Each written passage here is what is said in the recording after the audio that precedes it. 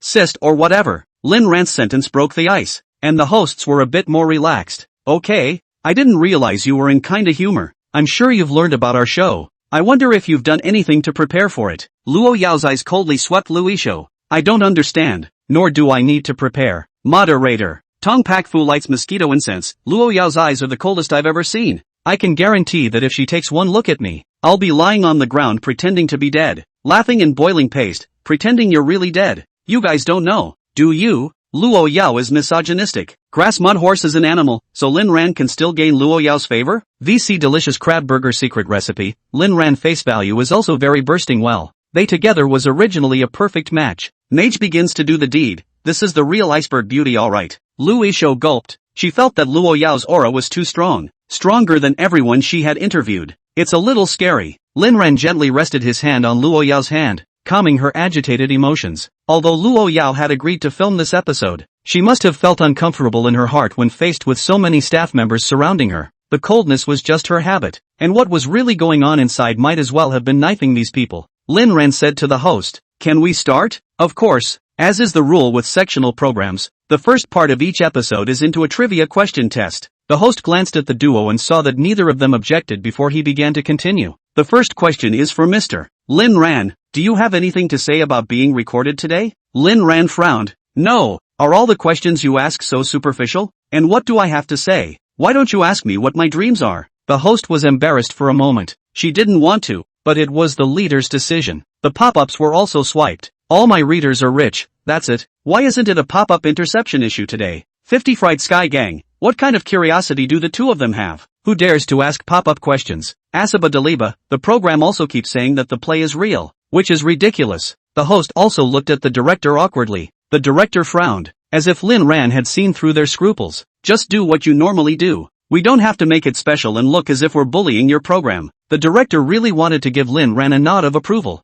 then nodded at the host. Moderator, well then, let's move on to the first session of the day. Morning questions. Crews get ready for 321 interception issues. The pop-ups on the big screen stop and the first question arises. Chapter 199. Chapter 199. Dream a little hurt. Lin Ran in the end is not adopted. What does it feel like to be adopted? I'd love to know. The room went silent at that question. Did you come up here and blow up like that? Only Lu Meng and Uncle Fu had a calm face. They believed that Lin Ran could definitely solve this problem well. Mr. Lin, look. Lin Ran nodded and flashed a smile at the camera. What can I say about the feeling of being raised by your daughter-in-law? It must be very cool, but you still need to work hard if you want to experience it. After all, you don't have such a handsome appearance, proud body, and perfect pure love like me. Lin Ran was admitting that she was adopted, and in front of the nation's netizens, the pop-ups fell instantly. Where dreams endure, how shameless. Right-hand ears, why is this person not me? Twin stars, no. Is Lin Ran so direct? The host was also relieved. Her greatest fear was that Lin Ran and Luo Yao would get angry. That's an interesting answer then. So Mr. Lin is this confident in himself. So let's intercept the second question. Starting at 321. Okay, the second question is for MS. Luo Yao. A netizen asked if there is a third party. Then what would MS. Luo do? The corner of Luo Yao's mouth hooked up into a bizarre arc, and her eyes turned extremely cold. Sent to deep in the clouds, she didn't say anything, but I have a feeling she answered. Tomato's favorite card review, that look. I guarantee she'll look at me and the next second she'll be begging me not to die. Is it saying that women don't go for men? Upstairs, you deserve to have people beg you? Sugar Chestnut, is this the aura of the first Miss Saibatsu? This kills too much. Hoi shooting the sun, although Luo Yao's face value is amazing. I wouldn't dare to have this kind of woman. The host wiped away a cold sweat. Mr. Luo, the question is to be answered. You can also answer. If you don't, there is no third party in my world. Luo Yao suddenly uttered a shocking statement. Moderator? What do you mean? Lin Ran, all the third parties are dead. The host chuckled and said, Mr. Lin is really humorous. Lin Ran spread his hands. You see, telling the truth, you don't believe it again. The host felt that this interview was a bit too difficult and she wanted to end the session as soon as possible. Oh, so let's move on to the last question, and let's see which of the netizens brought it up. Okay, this question is something that needs to be answered by both of you together. May I ask if you're together because of interest or because of a packaged relationship? The moderator's voice got lower and lower the further he spoke. She recorded everyone else by stepping on the faces of her guests to turn up the heat, and now it's like a mouse seeing a cat. Lin Ran, why can't it be because of love? Luo Yao, Aaron can only belong to me. Instantly, dog food stuffs the host's mouth. Pop up, look at Luo Yao's eyes. She really loves Lin Ran so much. He said Lin Ran can only belong to her. This can't be a sickly female president, right? I also want one too. If it's really a sickly girl, you won't be happy to give it to you. You don't understand how much love is needed for someone like me who lacks it. Moderator, okay, on to our second segment, the home life segment. You can spend the weekend how you usually spend it today. Lin Ran and Luo Yao exchanged a glance, both with an unknown smile in their eyes.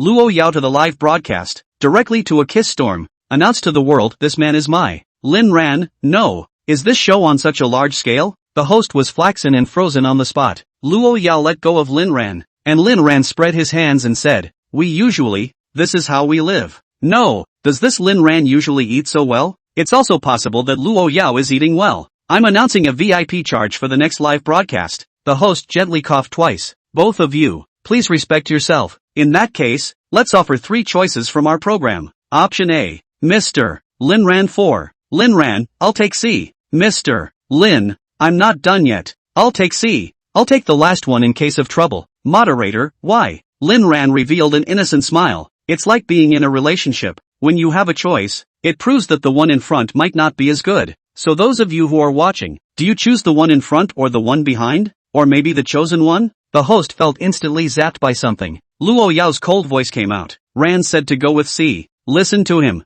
After saying that, he looked at Lin Ran, who was jolted. Honey, there are no B's and C's in my world. You'll always be my A. Only then did Luo Yao withdraw her gaze that wanted to kill, and Lin Ran breathed a sigh of relief. What about the near-show mishap? Moderator, okay, so let's ask the two of you to finish a dish together. Lin Ran was dumbfounded. Which king of hell came up with this option? Luo Yao was also a bit surprised and locked eyes with Lin Ran. The eyes seemed to be conversing. Lin Ran glanced at the jobber and then at the host. Host, I'm sure the two of you don't usually do much cooking yourself. Lin Ran interrupted the host. No problem. That's it. No substitutions. And you can invite your entire crew to taste it when it's done. The host's eyes lit up. Is that really possible? Am I worthy? Lin Ran revealed a harmless smile. Of course it's a match. You're all a good match. No one is better than you. The host sneaked a glance at Luo Yao and realized that Luo Yao was also nodding her head in agreement. Her entire being instantly relaxed. Who said Luo Yao is ruthless and heartless? How nice people are. They're even willing to cook for us. Lin Ran pulled Luo Yao into the kitchen, and the camera naturally followed. Is this the kitchen of a rich family? It's bigger than my 3-bedroom apartment. They're all so rich? Do they still cook? The showrunners are just making it hard for people, but I love it. Have you guys noticed that although Luo Yao is very strong, she actually listens to Lin Ran? She really loves Lin Ran so much. Maybe it's the little wolf dog that spoils herself. And when she gets tired of it, Lin Ran is still a what? Lin Ran was originally very rich too. Okay, although it can't be compared to Luo Yao, but it's simply a descending blow compared to ordinary people. Okay, Luo Yao looked at the stove and remembered some good memories. Ran, originally I swore I'd never cook again. Lin Ran, not to mention you. I didn't expect it either. I guess the readers didn't expect it. Chapter 200 Chapter Square Root 40, 000. Lin Ran was about to make a move when Luo Yao stopped him. Ran, I'll do it. Lin Ran knew that Luo Yao was planning to give the program a taste of her own medicine, and also had a sinister smile on her face. Then I'll help you with your hands. You just have to do what I say. Good. The host narrates as he watches. We can see that Miss Luo Yao took out a rolling pin. It looks like they should be preparing to make the easiest pasta. Okay, next. Miss Luo Yao used the rolling pin to ruthlessly knock a fish to death? The hosts all sound a little skeptical in there. Mr. Lin handles the fish so professionally. It looks like he doesn't usually do this kind of thing. I didn't expect him to cook even though he's so successful. He's really a good man at home. Okay, Mr. Lin handed the fish to Mr. Luo, who poured the oil into the pot. The fish has already started to stew. We can see that Mr. Luo is also preparing to make a pot of mushroom soup. Look at the corners of his mouth slightly hooked up, as if this is the best mushroom soup in the world. Because this is a mushroom soup full of love. Lin Ran hemmed and hawed in his heart. In a moment I'll let you know how sinister the earth really is. Meow dash. A cat purred and Lin Ran froze, and sure enough, he saw a pair of eyes being on the flowers outside the kitchen window. Blackie, as soon as this meow came back, I saw that you were harming people's lives. Lin Ran, can you not speak so harshly? I'm sure Yao Yao will do well this time. Blackie, let's hope so. Lin Ran, should I save you a fish head or something later? Xiao Hei, I wouldn't dare eat what Luo Yao made. Lin Ran, come in and say this to my daughter-in-law yourself. Blackie, they can't see me or hear me. Lin Ran froze, not realizing that Xiao Hei had this function. The latter procedure is not a big deal. Popping the pan, frying the fish, adding water. After that it's just a period of waiting. Miss Luo Yao, Mr. Lin Ran, why don't we take advantage of the waiting time to play a little game of tacit understanding? Lin Ran and Luo Yao both froze and looked at each other. The taciturnity, do they have it? It doesn't seem to be working. Yes, Luo Yao replied. She also wanted to know if she had the so-called tacit understanding with Lin Ran or not. So, Lin Ran and Luo Yao sat back to back on two chairs. Luo Yao leaned against Lin Ran, feeling so secure. Just like before, she leaned against him and he against her. Next we'll talk about the rules. I'll ask some questions. You'll write down the answers, and then we'll see how good the understanding is. Some couples have a pretty good understanding. Some have an average understanding, but it has nothing to do with the couple's feelings. The moderator even explains it later. First question, may I ask where the first meeting took place? It opens with a king bomb. Lin Ran and Luo Yao dropped their pens at the same time and then raised them. Lin Ran / Luo Yao, wood / forest,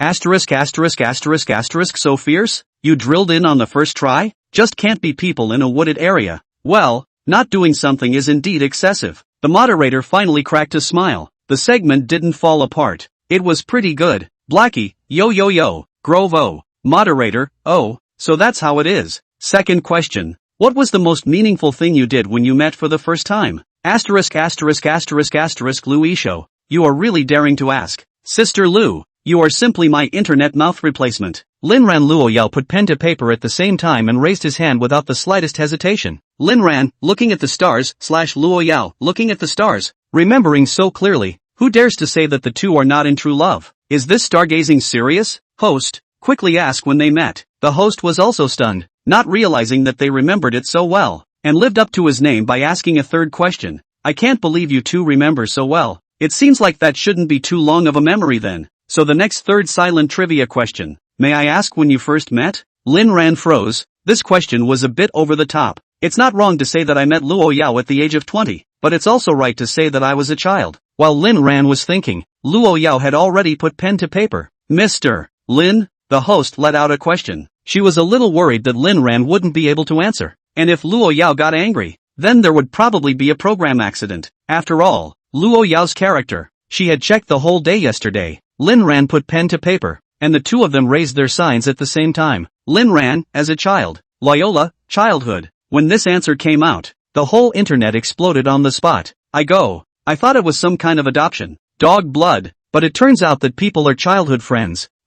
They've known each other since they were kids. So then Lin Ran isn't adopted. People are in true love. I admit that I thought wrongly from the beginning. The love of a childhood friend is the most enviable. Woo woo woo. And at this point, in addition to the netizens watching, many people who know them in reality are also watching this live show, including Wu Zhisheng, Lin Tianba, Lu Yuma, Lin Jian, Yi Lingling, Zhao Miaomiao, Zhang Xiaolong, Zhang Xiaoneng, LV Jian, Xin Gingbing, Chen Xiaoxiao, Chen Qingtian, Chen Niansheng, Chen Nianluan, Chen Sesame, Su Jiangwo, Shu Tet Brewing, Yu Qingnan, Yi Xiyin, Yi Boheo, Shi Nanji, Pei Qianxian, Zhang Xinyan, Blade and so on and so forth. By no means is it water. It's just a reminiscence of the roles for you. Lin Tianba's family was frozen at this moment. Lu Yumei, hubby, has Lin Ran known Luo Yao since he was little? Lin Tianba, I don't build such a big thing. This rebellious son has been hiding it from me? Lin Tianba was really angry. If Lin Ran had told him earlier that he knew Luo Yao, then the Su Ran group would definitely be further ahead, and he, Lin Tianba, would definitely be able to squeeze into the upper level of the circle. Where else would we be without a place to live? Lin Jian's face was dumbfounded, and his eyes all looked like he was jealous and hated. He finally realized where he had lost. On top of Lin Ran's disguise, Lin Ran had been pretending to be vulnerable, but in reality, he had known Luo Yao for a long time. He just hadn't exposed it. He is too able to pretend. So hypocritical brother. A little affection does not exist. The program was being broadcasted on the big screen of the underground casino, and all the guests looked at the big screen, including the three animals of the Lu family. Lin Ran, this little bastard, what kind of luck did he have? Surprisingly, he's a childhood friend of Luo Yao? So, we want Lin Ran to marry Ru Shui. It's actually not that difficult. To say childhood friends, Ru Shui's advantage is the greatest. Luo Yao or whatever can't be compared at all. Their family was now on the brink of extinction, and Lu Yumei didn't care about them anymore. And after experiencing the beatings of society, they began to think of Lin Ran, this same person who could have saved them from the watery grave. You three, what are you doing here? Why don't you go brush the toilet? Ryu Righton, the toilets are painted with reflections. Chapter 201 Chapter 201. How ing dare you be stubborn? Looking for a fight. After packing up the Lu family's 3 animals, Wei Xiang revealed a mouthful of big white teeth and looked at the program on the screen and giggled. Chen family. Chen Qingtian is lying on the sofa to watch the live broadcast. Looking at it slowly found that the surrounding seems to be more and more people. Looked up. What are you doing? Let's watch Ran live. Yeah, you can't hog the TV just because it's the weekend? Daughter, that's what I'm going to say about you. Why didn't you tell us about your cousin being on the show today? Chen Qingtian, since when do you guys care about showbiz? Xiao Ran doesn't belong to the entertainment industry. He is the husband of a capitalist. Man. This question from the host happened to be played at this time, and Lin Ran and Luo Yao raised their signs at the same time. And Su Jiangwo and Chen Xiao exchanged a glance. So Xiao Ran and Yao Yao have known each other since they were young. No wonder it feels like they love each other so much. In the past I was a bit worried, but now it seems that this worry is redundant. Su Jiangwo, old man, have Xiao Ran come back to see me sometime. I miss them. Chen Qingtian was also dumbfounded at this moment. Have they known each other since childhood?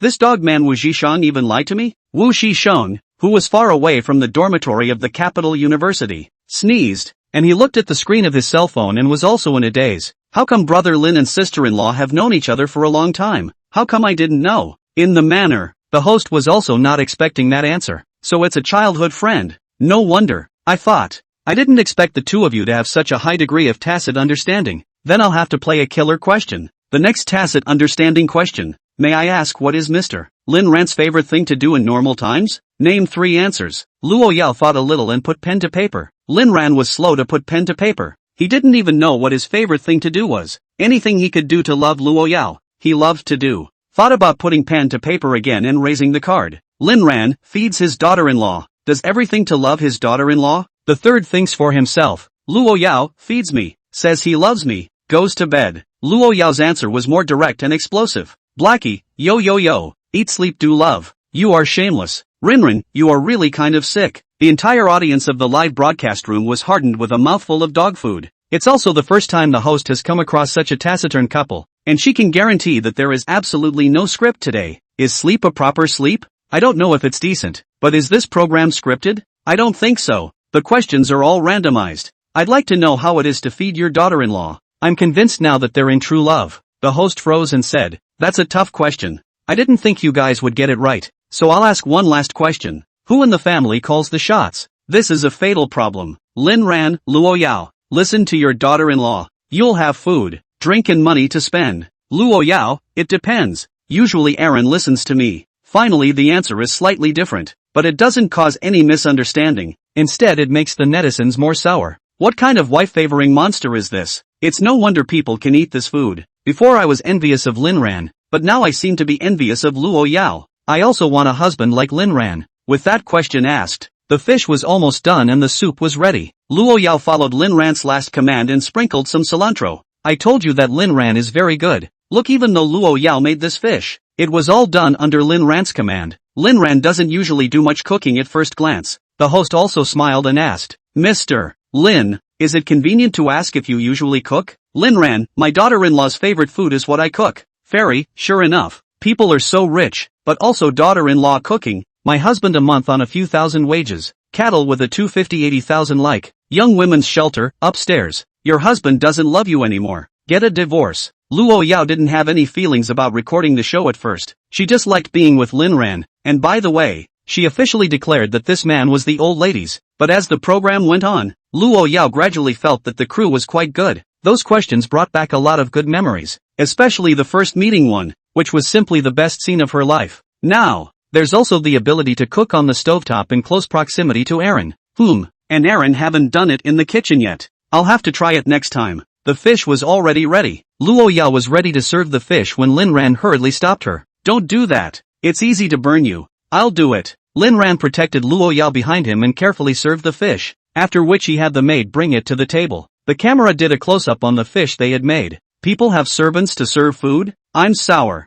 You guys look at Lin Ran's careful little eyes, afraid of Luo Yao getting hurt. It's just so lovable. This fish, it looks so delicious. Mr. Juan's cooking also looks so delicious, but who knows? Lin Ran politely gestured to the host, don't be polite, taste it, and all the hard-working brothers over there, come and try our handiwork. Uncle Fu had a constipated look on his face. Wang Ma lowered her head and didn't dare to speak, and Lu dreamed of laughing and tried to hold it in. The host looked at the colorful fish. It's better if you guys eat first. It's not polite for us to move our chopsticks first. Lin Ran quickly waved his hand. No, we ate quite a lot this morning. You guys eat. Seeing that Luo Yao didn't express any objections either, the host didn't make any pretense. Then we're welcome. The host didn't expect Lin Ran and Luo Yao to be so nice. It seemed that the previous impression of Luo Yao was inaccurate. One bite down. Tastes good. Lin Ran, right. You choose well. That side of the brother quickly come over to taste. This a fish in the outside to buy a good expensive. And this soup.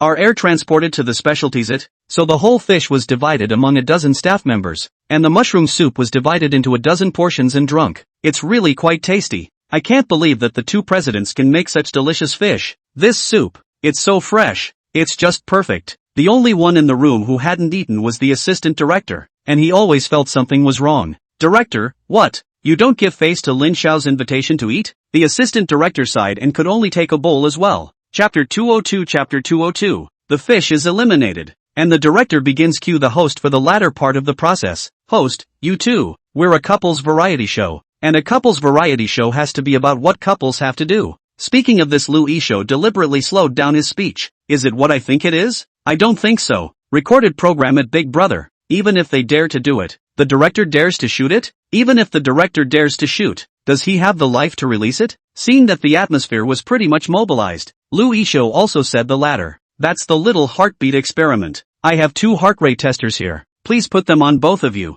There's a saying that the one who moves first is always passive in love. So let's test on next. Which one of you two can make who move first? To be honest, Lin Ran was already thinking about his retreat at this point. If one loses, then one might get a beating. And if one wins, then one might get a beating. What the hell does this program group want? I don't think I've messed with them, right? Luo Yao put on this thing that looked like an alien helmet, which showed a heart rate of 68 and was smooth. Seeing Lin Ran's delay in putting it on, Luo Yao frowned, her heart rate instantly spiking. Lin Ran sighed and put on his helmet, looking up to meet Luo Yao's eyes for just a moment. Luo Yao's yellow light came on, and at a glance his heart rate had already broken through 90. Everyone was stunned, including Lin Ran himself. Is he so deadly on his own? I only heard Luo Yao ask, what was Ran thinking about just now? Lin Ran suddenly knew why Luo Yao's heart rate spiked. It was angry. So, he started to power up and let the whole internet know the standard answer. I was thinking about whether I could make you happier if I won or if I lost, but I realized that it doesn't matter whether I win or lose. What matters is that I love you and you love me. Ding, ding, ding. The heart rate instantly exceeded 100 and the red light came on. Lu Yishou was startled. This experiment had been conducted many times, and never had a winner been decided so quickly, especially the old married couples, has long lost the freshness of the very beginning, each other less unknown to see the color. Time is more like a bland loved ones, but Lin Ran killed Luo Yao with just one sentence. Luo Yao so in love with the brain? I believe Luo Yao really likes Lin Ran. Luo Yao, on the other hand, didn't care about those, but instead looked at Lin Ran with an affectionate look and passed it over. The meaning of that was obvious. To give Lin Ran a reward. Lin Ran's heart rate instantly surged from 60 to 100, and the red light came on. Lin Ran also lit up, and he lit up with a single ambiguous look from Luo Yao. Is it possible to be scared? You don't say. You really don't say. Lin Ran certainly wasn't frightened. He was just shy. Moderator, I declare Mr. Lin Ran the temporary winner. Rinrun? Temporarily? The host threw him a sympathetic look and said, it's just a superficial win. You don't know after the show. No. What the hell is your program doing? Okay, so play it right. I'll let you know how my wife avenged me in a moment. The host ignored Lin Ran's threats and chose to proceed with the final segment of the day. Next up is the heartfelt expression segment of this program, where couples say to each other what they want to say most. This link was not clear to Lin Ran and Luo Yao, but it wasn't difficult, and after thinking about it, Luo Yao made a declaration of sovereignty. Luo Yao, Aaron can only belong to me. Lin Ran spoke, I love you. Even if Lin Tianba dies, I will always love you. I ha ha ha ha ha. Lin Ran is really sober on earth. Even eat and take. World Scum father. Died on the spot. I've read about Lin Ran's experience. And really, for Lin Tianba, I can only describe it as disgusting. Am I the only one who noticed that Luo Yao seems to be a sickly girl? Lin Tianba, who was watching the live broadcast, was so angry that he directly dropped his phone. This rebellious son pisses me off. The host also showed her aunt smile. Congratulations to our perfect end of the boss and boss lady stuff today. Let's have another game at the end of the program.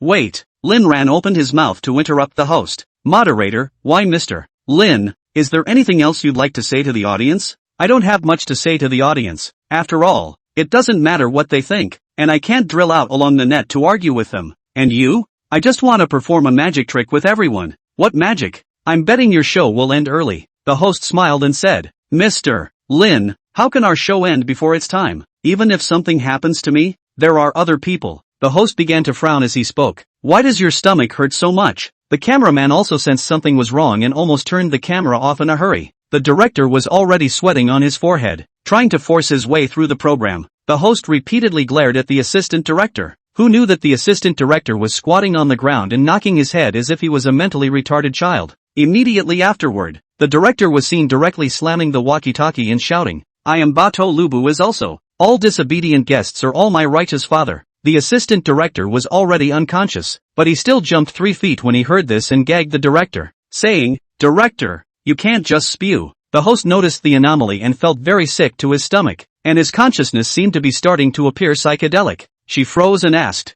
That, the food we ate was poisoned? Lin Ran also said with an innocent face, How can that be? That was the fish that was flown in, and that mushroom soup. I specially had it flown in from Yunnan. Seeing as you guys worked so hard before giving it to you guys to eat, normally I wouldn't even bother to eat it. Host, he. That's really thanks to Mr. Lin then. Why don't you make soup for us directors too? The cameraman spit out the water in his mouth with a pft. What are you babbling about?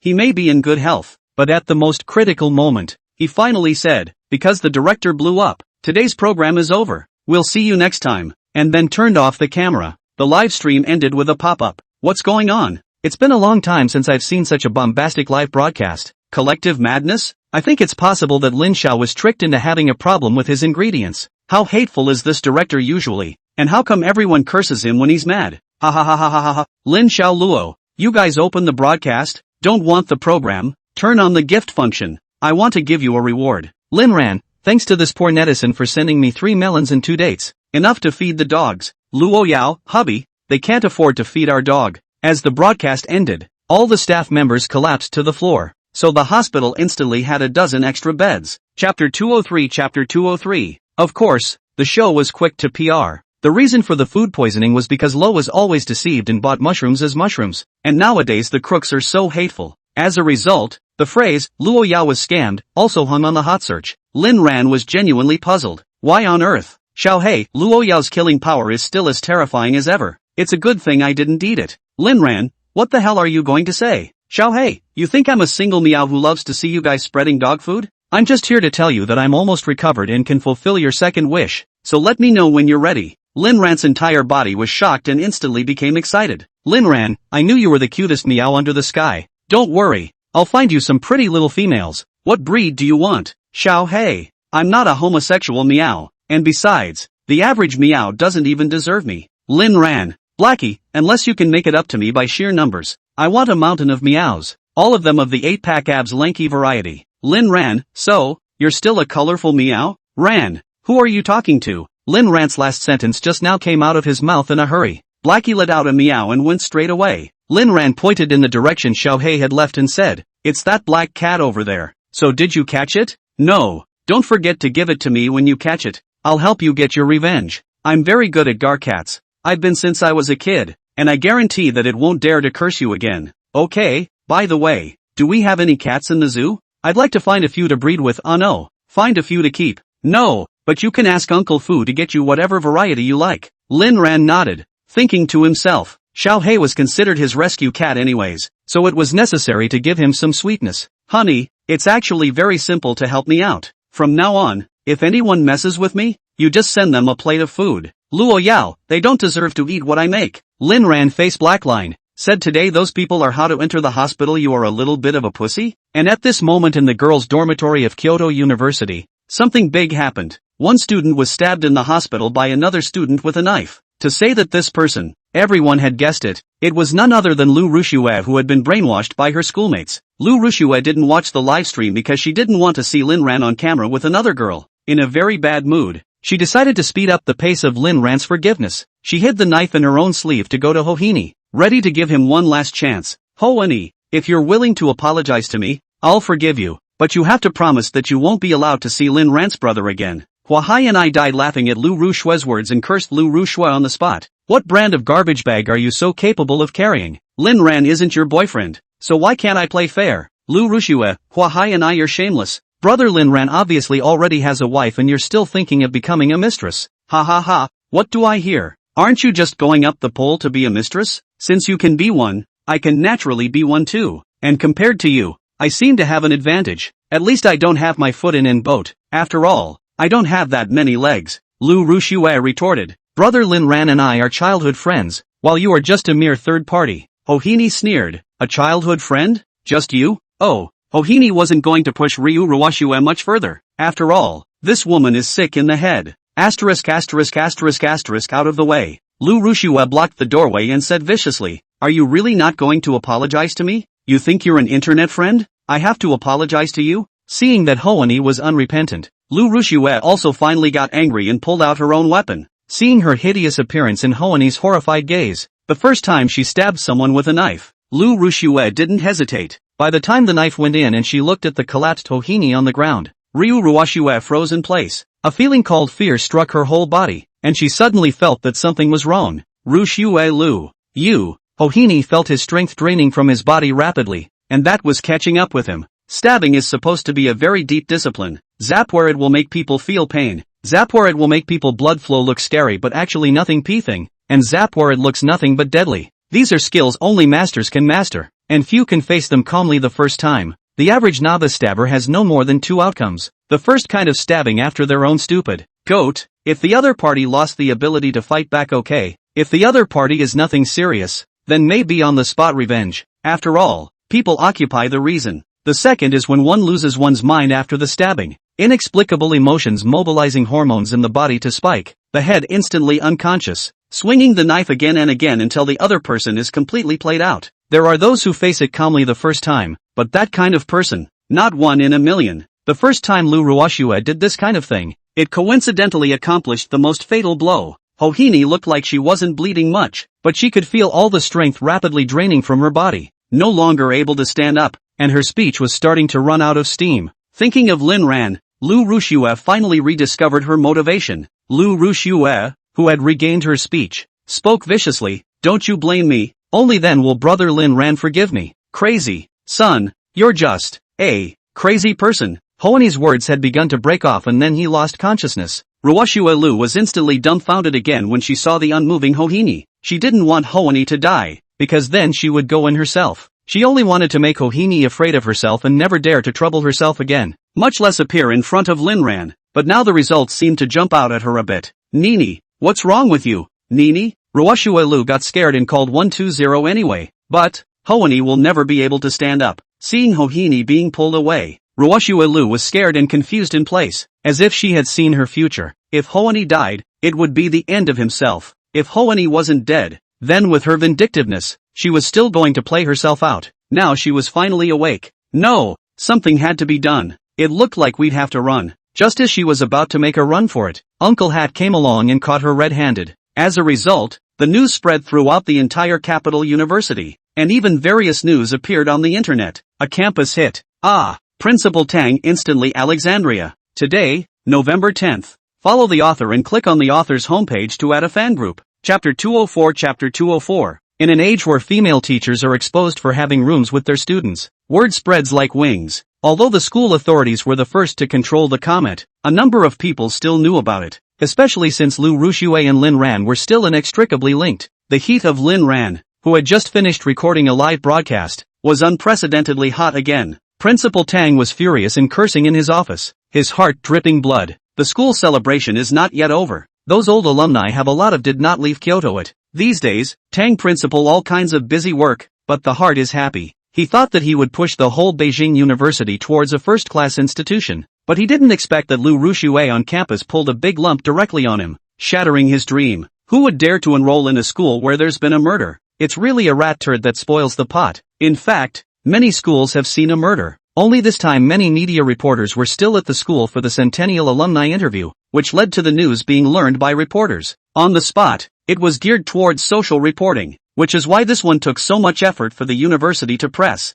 It can be said that the impact is very bad, so Kyoto University constantly public relations. Lu Rushue was also expelled. Not only Lu Rushue, following the expulsion was Lin Jian. Lu Rushue's reason was a criminal case, and Lin Jian's reason was to affect the school spirit and bring about a distorted social atmosphere. Two reasons that make sense. It will undo a bit of the damage, but it won't solve the real problem. Principal Tang felt like his sky, finally, had collapsed. Just then, the Dean of Instruction came into the office. Good thing, Principal. Principal Tang looked at the Director of Instruction and was close to fuming. You better have something really good going on, or I'll show you what bad is. The head instructor froze, then spoke. Our school's admissions office said that so many high school students are browsing our official website, and there are already many people who have booked our school as their first volunteer. So after the college entrance exams are over next year, maybe our school will explode. What?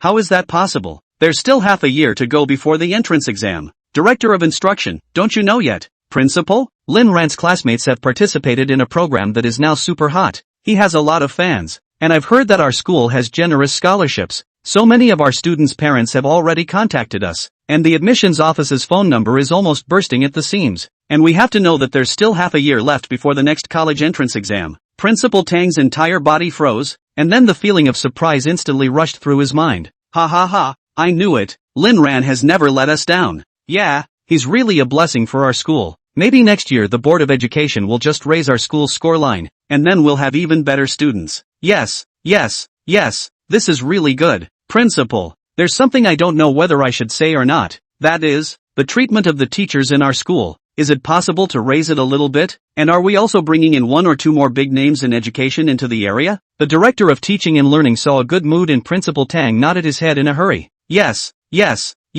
you're right. Education is what we should be doing most. Leave it to me, I'll make the connection. Wait, the Director of Instruction was just about to leave when Principal Tang called out to him. Anything else, Headmaster? That program Lin Ran was in. Give me a copy. The head instructor gave an anti-smile. The show will be edited and rerun soon. Just go watch the rerun when you do. Love 71 search for the latest installment of The Boss and the Boss's Wife stuff that is. When the Director of Instruction left, the principal happily turned on the program. The news of Lu Rushue's murder naturally reached the cave manor. When Lin Ran learned that Lu Rushue had actually stabbed Hua Hai and I, his entire body looked in disbelief. How dare Lu Rushue stab someone? Where did she get the guts? But after thinking about it, she was relieved. She even dared to push herself off the rooftop in her last life. So what's the point of stabbing someone? Lu Rushue kind of deserved it. But then, you can't keep torturing her yourself. Lin Ran's eyes suddenly lit up. Who says you can't keep torturing her once you're inside? Luo Yao didn't say anything, but just thought silently.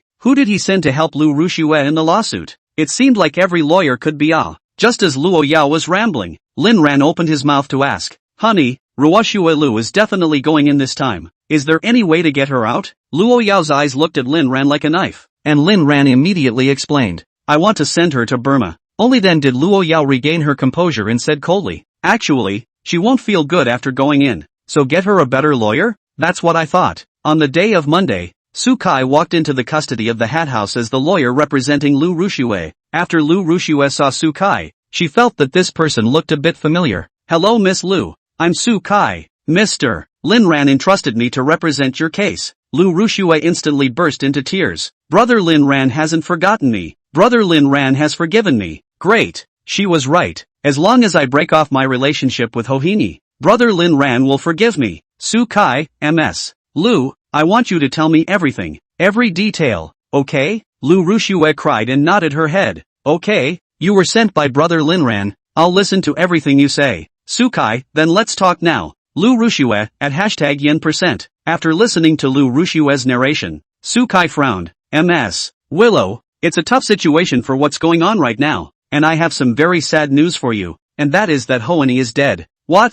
Lu Rushue's eyes widened. How is that possible? I just stabbed her. How can she be so vulnerable? Su Kai, you stabbed the vitals. Internal organs ruptured. By the time you got to the hospital the person was already hopeless. Lu Rushue was completely dumbfounded. She now truly realized what true fear was. What about me? Will I eat peanuts? Su Kai sighed softly and said, for this current situation, you have to listen to me. You say, first of all, it's a fact that you killed someone. That's something you can't get away with. So now if you want to get a lighter sentence, you'll have to work toward manslaughter and take the initiative to admit your mistake. So the judge can see that your admittance of fault is also a way to get a lighter trial. Re-Wookie, but, I'll go in. Chapter 205 Chapter 205. Sukai was directly enraged. It's a fact that you killed someone. There's no denying it. Going in is a certainty. Don't you understand what I'm saying? Now, you must admit that a good attitude of admitting fault will be a breakthrough when the judge sentences you. Besides, don't you think about Mr. Lin Ran? If you were resentenced, Mr. Lin Ran wouldn't have much room to maneuver at all. Lu Rushue was shocked by Sukai, but her eyes also lit up when she heard his later words. Sukai was right. He still had Lin Ran,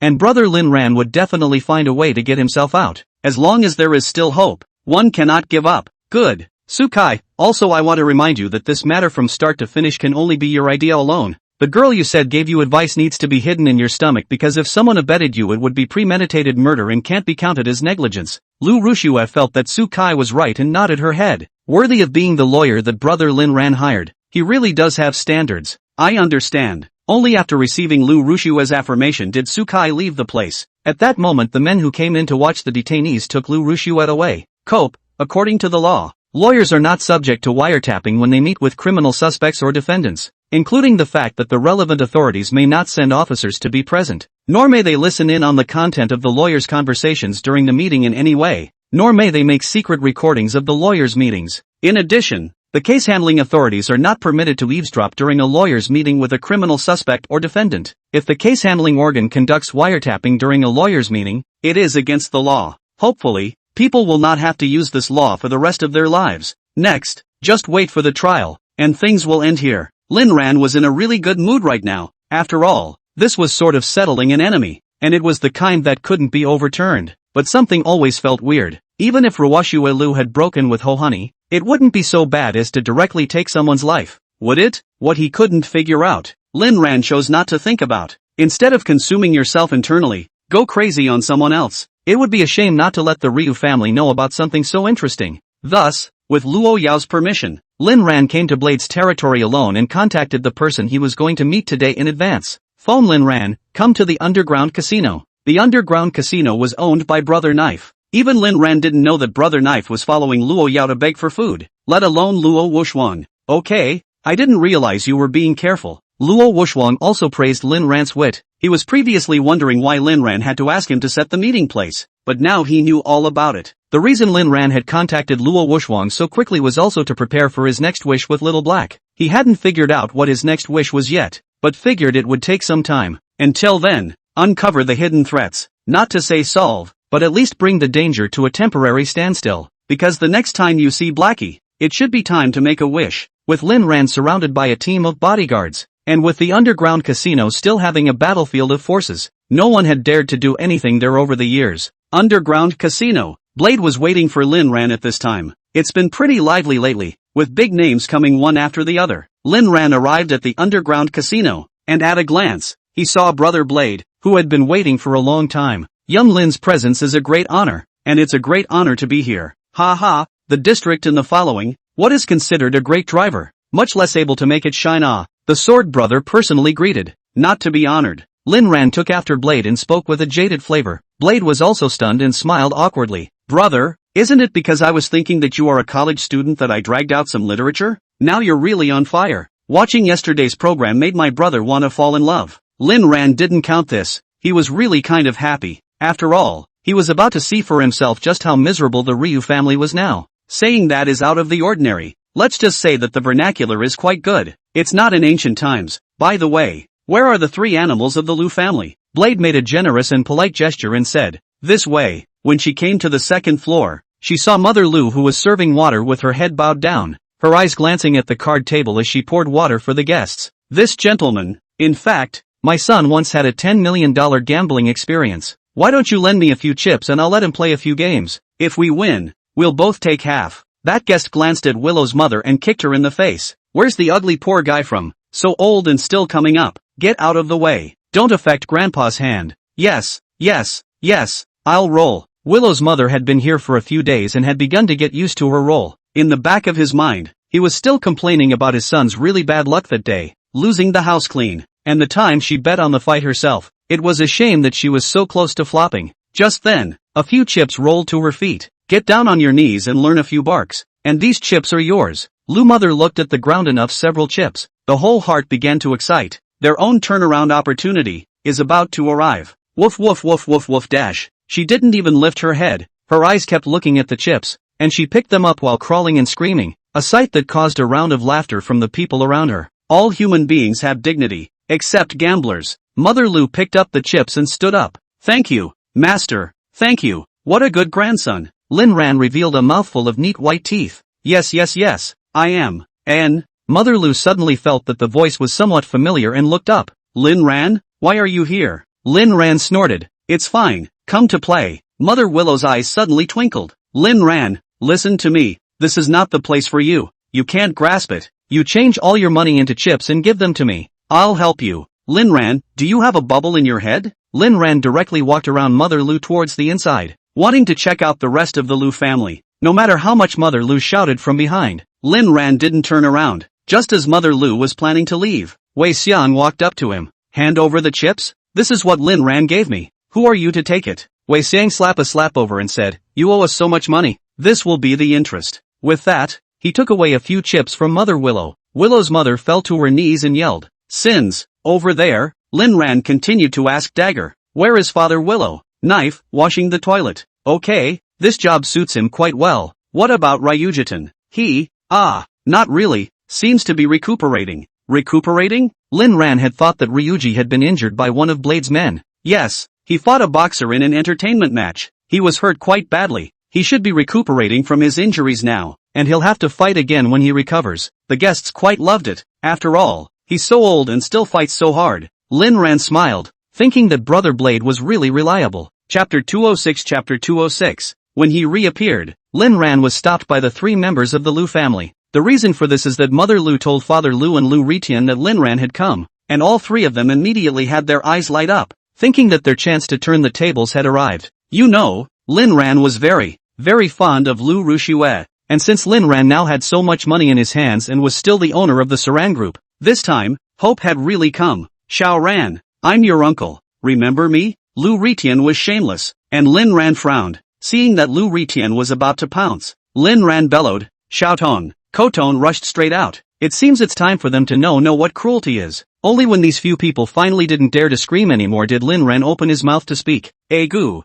it's been a long time since we've seen a few of you. What are you doing? Working hard and thrifty? Lu Ritian was beaten up, but still had a flattering face. Lin Xiao, what are you doing here? Lin Ran, just dropping in for a bit of fun. Why? At this time, a bodyguard brought over a large bag of chips, which contained several $1 million. The Lu family's mouths were watering after seeing it, but they didn't dare to grab it. This is Knife's territory. Young Lin, I want to tell you something. Lu Ritian had a pleasing face. What is it? The three of us just discussed it, and you and Yuki are considered childhood friends, so we intend to fulfill you. Lin Ran pulled out his ears and said, I have a wife. Mother Lu, if you have it, you can leave it. You and Xiao Shui are a match made in heaven. We owe money here. You just have to help us pay off the debt, and take out another 100 million for the dowry, and Xiao Shui's kid will be yours. Lin Ran was also considered someone who had seen a lot, but he still froze in the face of Mother Lu's words. Mother Willow's intimidation was truly terrifying as hell. What do you mean? You want to sell Lu Rushue to me for $100 million? Mother Lu frowned. What Lin Ran said was a bit hard to hear, but she didn't dare refute it, and still said, yes, that's what it means. Lin Ran made a reluctant face. Well, you guys get the money then. The Ryu family? Knife? What money? Lin Ran was puzzled. Wasn't it you guys who said, take 100 million to me and then hand over Lu Rushue to me? We don't mean that. Lin Ran looked contemptuous. No way. You guys don't even have $100 million, do you? And you still want to stuff Lu Rushue with me? What a bombastic statement. Lin Ran, you're the man. You should be the one to take the money. Lin Ran, but Luo Yao gave me $10 billion when she married me. All of the Lu family members stared in disbelief. You can really brag. Lin Ran shook the black card in his hand. Know what this is? World Bank black card. Luo Yao gave it to me, casually swiping $10 billion. This is just my pocket money. $10 billion? That's awesome. Lu Ritian, however, began to breathe heavily, being completely overwhelmed by the 10 billion in Lin Ran's mouth. 10 billion. Lu Ritian's bowels were green with remorse. Why hadn't he been nicer to Lin Ran in the first place? not to mention $10 billion.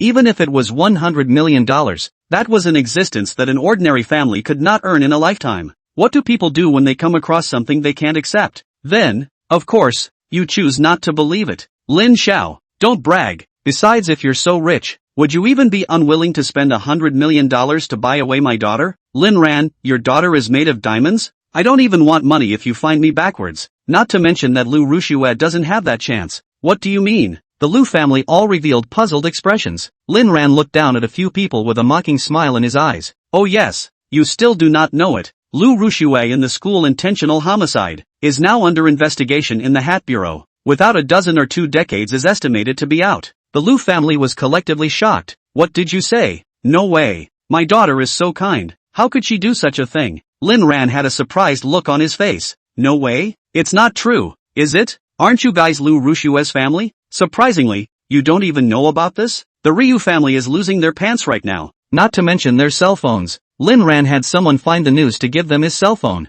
and they all stared in disbelief after seeing the news afterward. Shock, fear, despair. This rebellious daughter. What is she doing? Does he want to gaslight me? Ah, my granddaughter must have been wrongly accused. Lin Ran saw the Lu family crumble so much and revealed an expression of enjoyment. Finally comfortable. This time consider this as you guys paying the interest for bullying me in the last life. Lu Ritian suddenly came to Lin Ran. Lin Ran pointed at the ground and Lu Ritian naturally knelt down. Lin Xiao, save Ru Shui. As long as you save her out, just give $50 million for the dowry. She's yours. We'll definitely not bother you guys from now on. We won't say a word more even if you beat her to death. Lin Ran really didn't hold back a laugh. Oh, you guys are ugly and think quite beautifully. Yes, we thought beautifully. But Ru Shui, this child is good looking. $50 million is definitely worth every penny. Lin Ran narrowed his eyes as he suddenly figured out why both the Lin family and Lu Rushue's minds were so fried. Turns out it was all brought on by this family. Lu Yuemei came out in this kind of family. So her son Lin Jian is also a sample.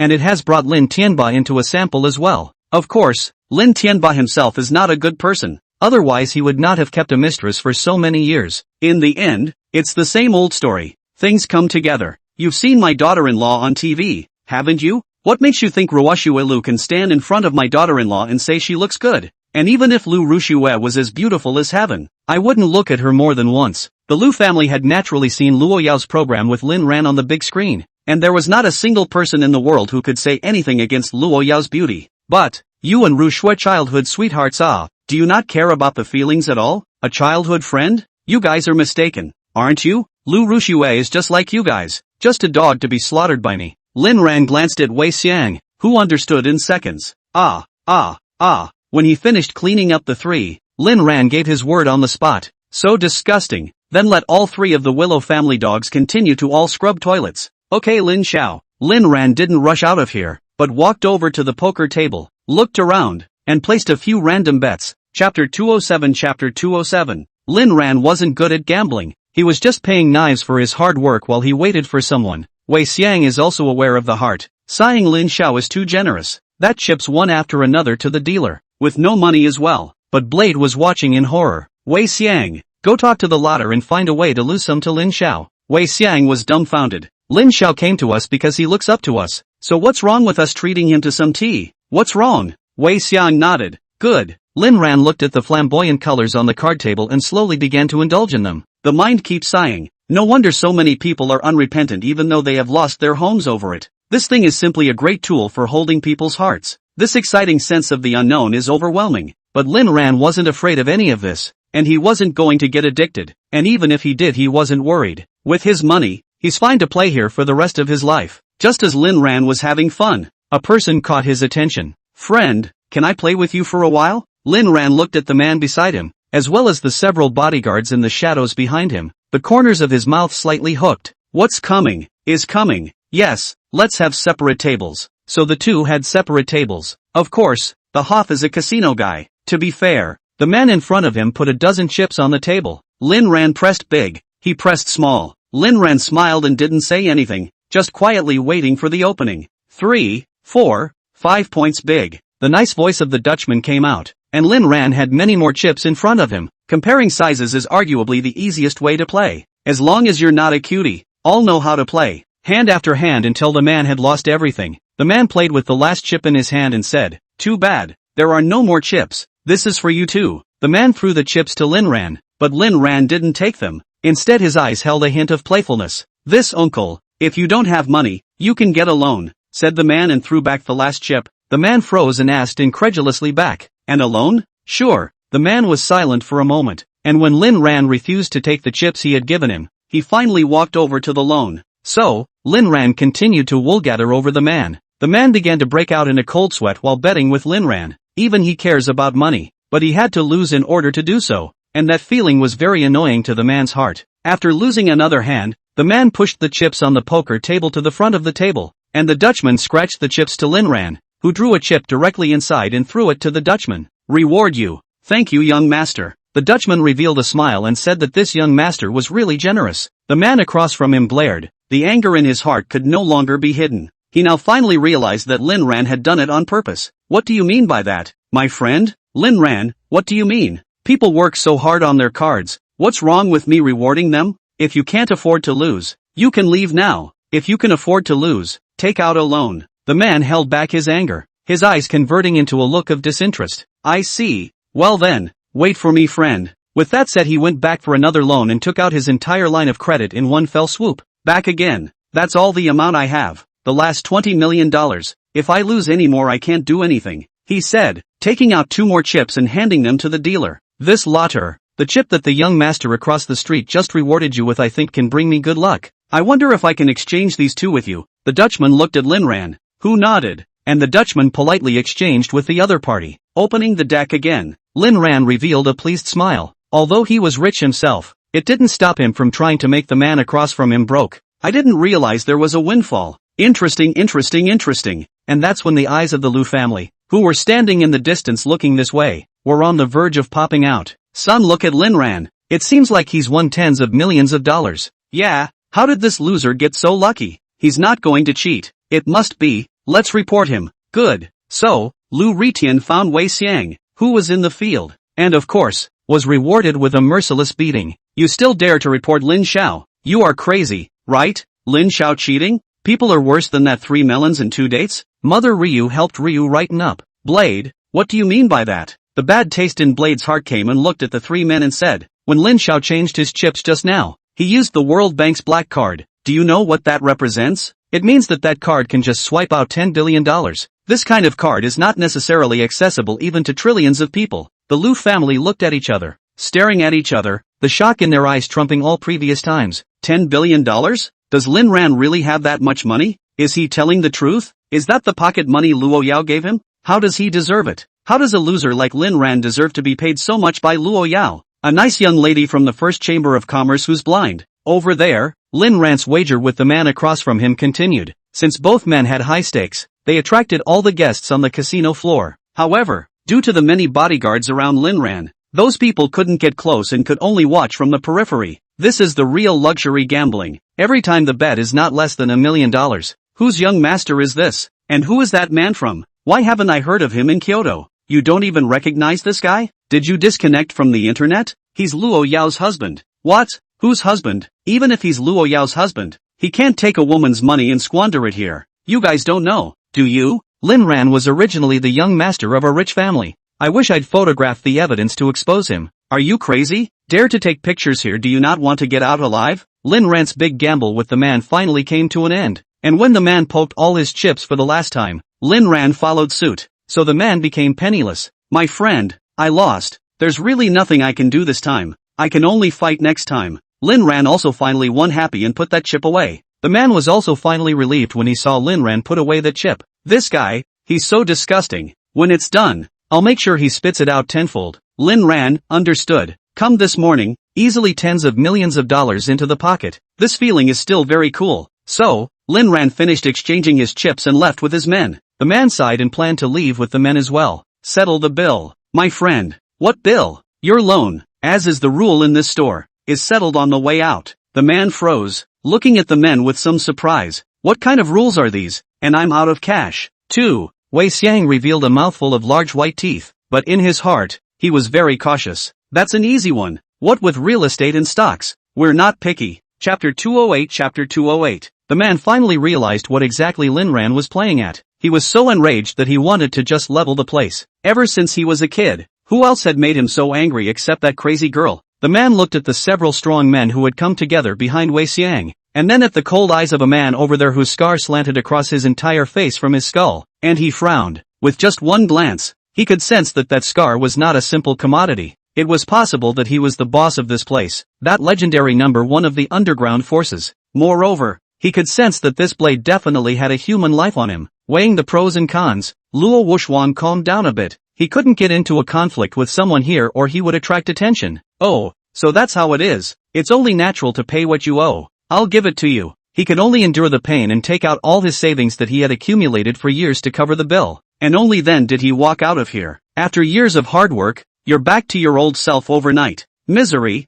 too much misery. Besides, Lin Ran, who was outside at the moment, narrowed his eyes and had a locator installed underneath a van. But he suddenly realized that the locator was blocked when he opened the app. Asterisk. It's outrageous to have this piece of car with a shield. Wang Bao, Lin Xiao. What now? Get someone to follow him later. Yes. Only then did Lin Ran leave, waiting to get into the car before asking Koton, who was in the front passenger seat, is this the man? Yes. Although Luo Wuxuan didn't wear night clothes today, Xiaotong was still able to judge it through the behavior of his movements. Only then did Lin Ran close his eyes again to rest. It seemed that the man in black was Luo Yao's second uncle, and the last time it was dark. Along with the fact that Luo Wuxuan was wearing night clothes, Lin Ran didn't see Luo Wuxuan's face. Today was also a good day to see the true colors of MT. He was also not expecting that Luo Wuxuan would personally go to the appointment to meet. There was still a little bit of guts. Interesting. You want to play? Then I'll play with you. Lin Ran didn't follow personally, but sent someone to follow. After all, he is also a Tang monk, coveting his own demons. It is impossible to be in the forefront of everything. The best way to love Luo Yao is to protect yourself from accidents. If he was captured, then Luo Yao would be threatened. And if he died, then Luo Yao would die as well. Lin Ran understood this very well, so no matter what he did, saving his life was always the first principle. No matter what he did now, he would think of Luo Yao at all times. And Loyo, who was being thought of by him, was organizing a very bloody and brutal slaughter. It's the netizens who are being slaughtered, and not by normal means. The reason was simple. After she and Lin Ran participated in the program, a lot of news appeared on the internet, and most people were blessed. But there are a few who are more paranoid and hurl insults. None of this Luo Yao cared. After all, it was the internet and people had the right to freedom of speech, and she wasn't a RMB herself. She couldn't be everyone's favorite. And of course, she didn't care about those things. In this world, as long as Lin Ran was the only one who liked it, Luo Yao felt that it was enough. But who knew that a super black post had hit the hot seat and that it was being operated by someone? Lin Ran's original partner is actually her?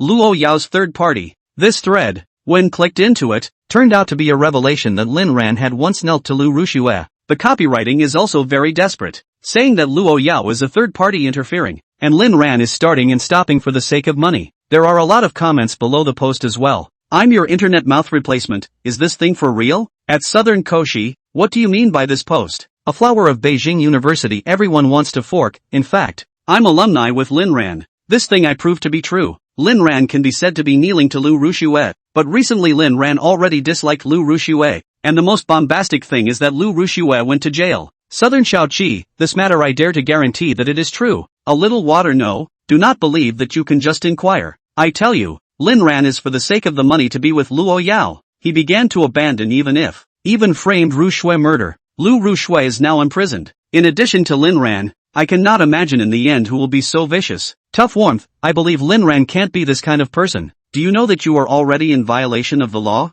I pissed a line and made mud. People like Lin Ran are so disgusting. Get out of China. The more Luo Yao looked at it, the uglier her face became. Luo's group was huge, but not listed. But this incident still had an impact on the stocks of some of the controlling listed companies under Luo's group. But these were unimportant and not what Luo Yao cared about. Lin Ran being wrongly accused was even less of a concern for Luo Yao. What can you do if you are wronged? He himself will stand in front of him and shield him from the wind and rain. Luo Yao was angry that these people were slandering Lin Ran for liking Lu Rushue. Ran's favorite is clearly me. Lu Mang walked into the office. Mr. Luo, you called for me? Luo Yao's face was icy cold as she pushed the computer in front of Lu Meng's eyes. Watch this information. Memorize these people. And one by one, send the attorney letters. Lu Meng was startled after reading it and asked in surprise. Mr. Luo, this post has an impact on us. Why hasn't the PR side dealt with it yet? Luo Yao, I told them not to handle it. Lu Meng, you go, send the people on this, one by one,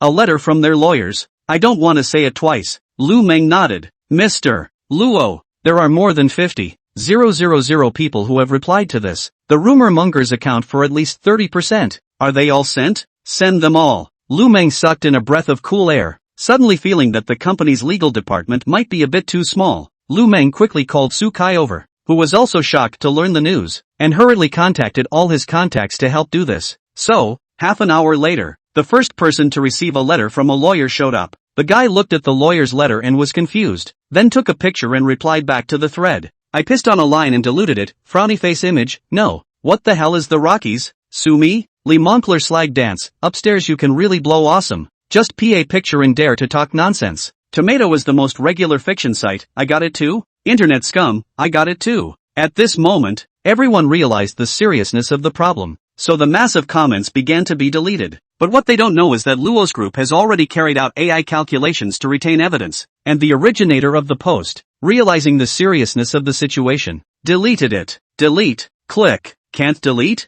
What?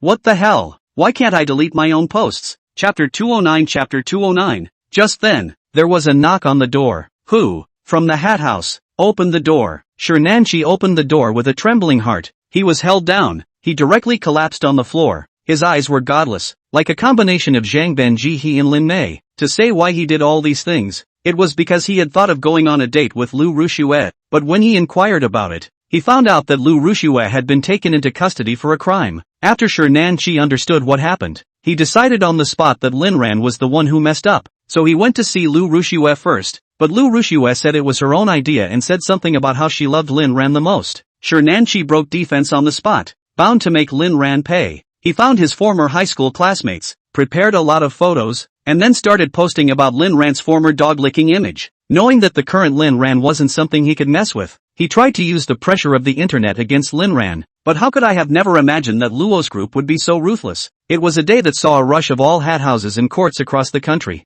Luo Yao, with her own strength, sent a lawyer's letter for more than 10,000 netizens, and under the official account of the Luo group, a statement was released that for anyone who slandered Lin Ran, the Luo group would liquidate them one by one. At this moment, the whole internet went crazy. It turns out that Luo's appearance on the show was all a facade on her part. This is simply a crazy woman who was suing the entire country's netizens just because someone slandered her husband? Just how crazy does someone have to be to do something like that? I used to envy Lin Ran, now I'm starting to pity him a little. It's really not easy for him to survive until now when Luo Yao was so strong. Upstairs I advise you to think before you speak. Beware of the lawyer's letter. Why am I different from you guys? What I see is touching is love. If I were Lin Ran and had a daughter-in-law who defended herself like this, I could really die laughing. That is, I don't know what kind of thinking you all have. What more can a man ask for when he has a wife like this? Such a wife. Really give it to you and you won't be happy again. As this incident intensified, Luo Yao became completely famous this time and became a taboo that the internet didn't dare to mess with. Even the last time Luo's group was besieged by the nation's netizens, Luo Yao didn't release a single statement until several days later, when she slowly and leisurely explained the situation. Now everyone just discusses Lin Ran for an hour or two, and damn it all gets sacrificed to heaven?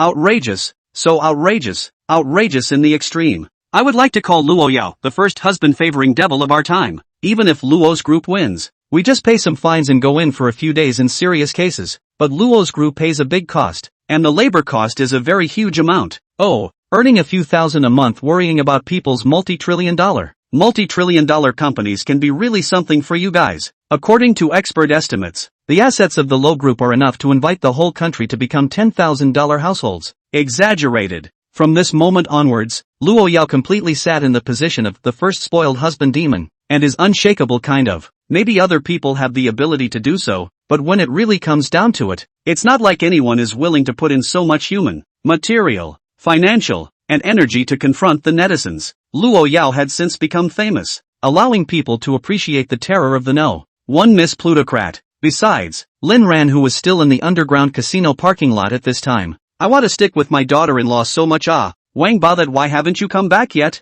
Xiaotong, Lin Xiao. News just came back from Wang Bao's side that he lost the man. Lin Ran nodded. This was something he had prepared for a long time ago. The other party was Luo Wushuang. How could he be followed easily? Just trying my luck myself. How did you lose it? Wang Bao said that walking around. The people in the van changed. Changed? Yes. It turned out to be a regular driver, supposedly hedging his bets, switching cars in a visual dead zone, and then deliberately luring us to follow the wrong target. Lin Ran looked at Xiaotong. I've noticed that you have good analytical skills. Koton was a bit embarrassed by the comment and scratched his head. Lin Xiao, where are we going? It was already mid-afternoon, and it was fine to go back to the manor, and it was fine to go to Luo's group. The man has also lost his followers, so of course he is going to look for his daughter-in-law. Go, go, go! Lin Ran had the driver turn around and pick up Luo Yao from work with him. He didn't know about the big battle on the internet, and as soon as Luo Yao got into the car, Lin Ran couldn't wait to report on today's trip. Luo Yao directly blocked his mouth. Go home and talk. Good. Only when she returned to the manor did Luo Yao slowly open her mouth. Ran, remember, there is no one in this world you can trust except me. Lin Ran then reacted to why Luo Yao didn't let herself say it in the car, so it was still preventing it from being heard by someone who had the intention to hear it. Luo Yao's caution also caused a sudden pain in Lin Ran's heart. How much once-in betrayal is this going through to report such skepticism about those around you? And what makes himself the only person she trusts? I only trust you. Lin Ran's trust in Luo Yao was also unique. Now, it's time to talk about what happened during the day. Only then did Lin Ran narrate Luo Wuxuan's story. As Lin Ran narrated, Luo Yao also revealed a somewhat amused expression. Although Luo Wuxuan is a member of the Luo family, he won't have too many assets. He paid off his debts with all of his assets. You've really screwed him over this time. Who let him offend you? If I don't teach him a lesson, he'll have to think I'm easy to bully. Luo Yao hugged Lin Ran and looked at Lin Ran's sexy lips and couldn't help but want to bite on them. Feeling the taste of blood coming from his lips, Lin Ran thought to himself that Luo Yao was still the same Luo Yao.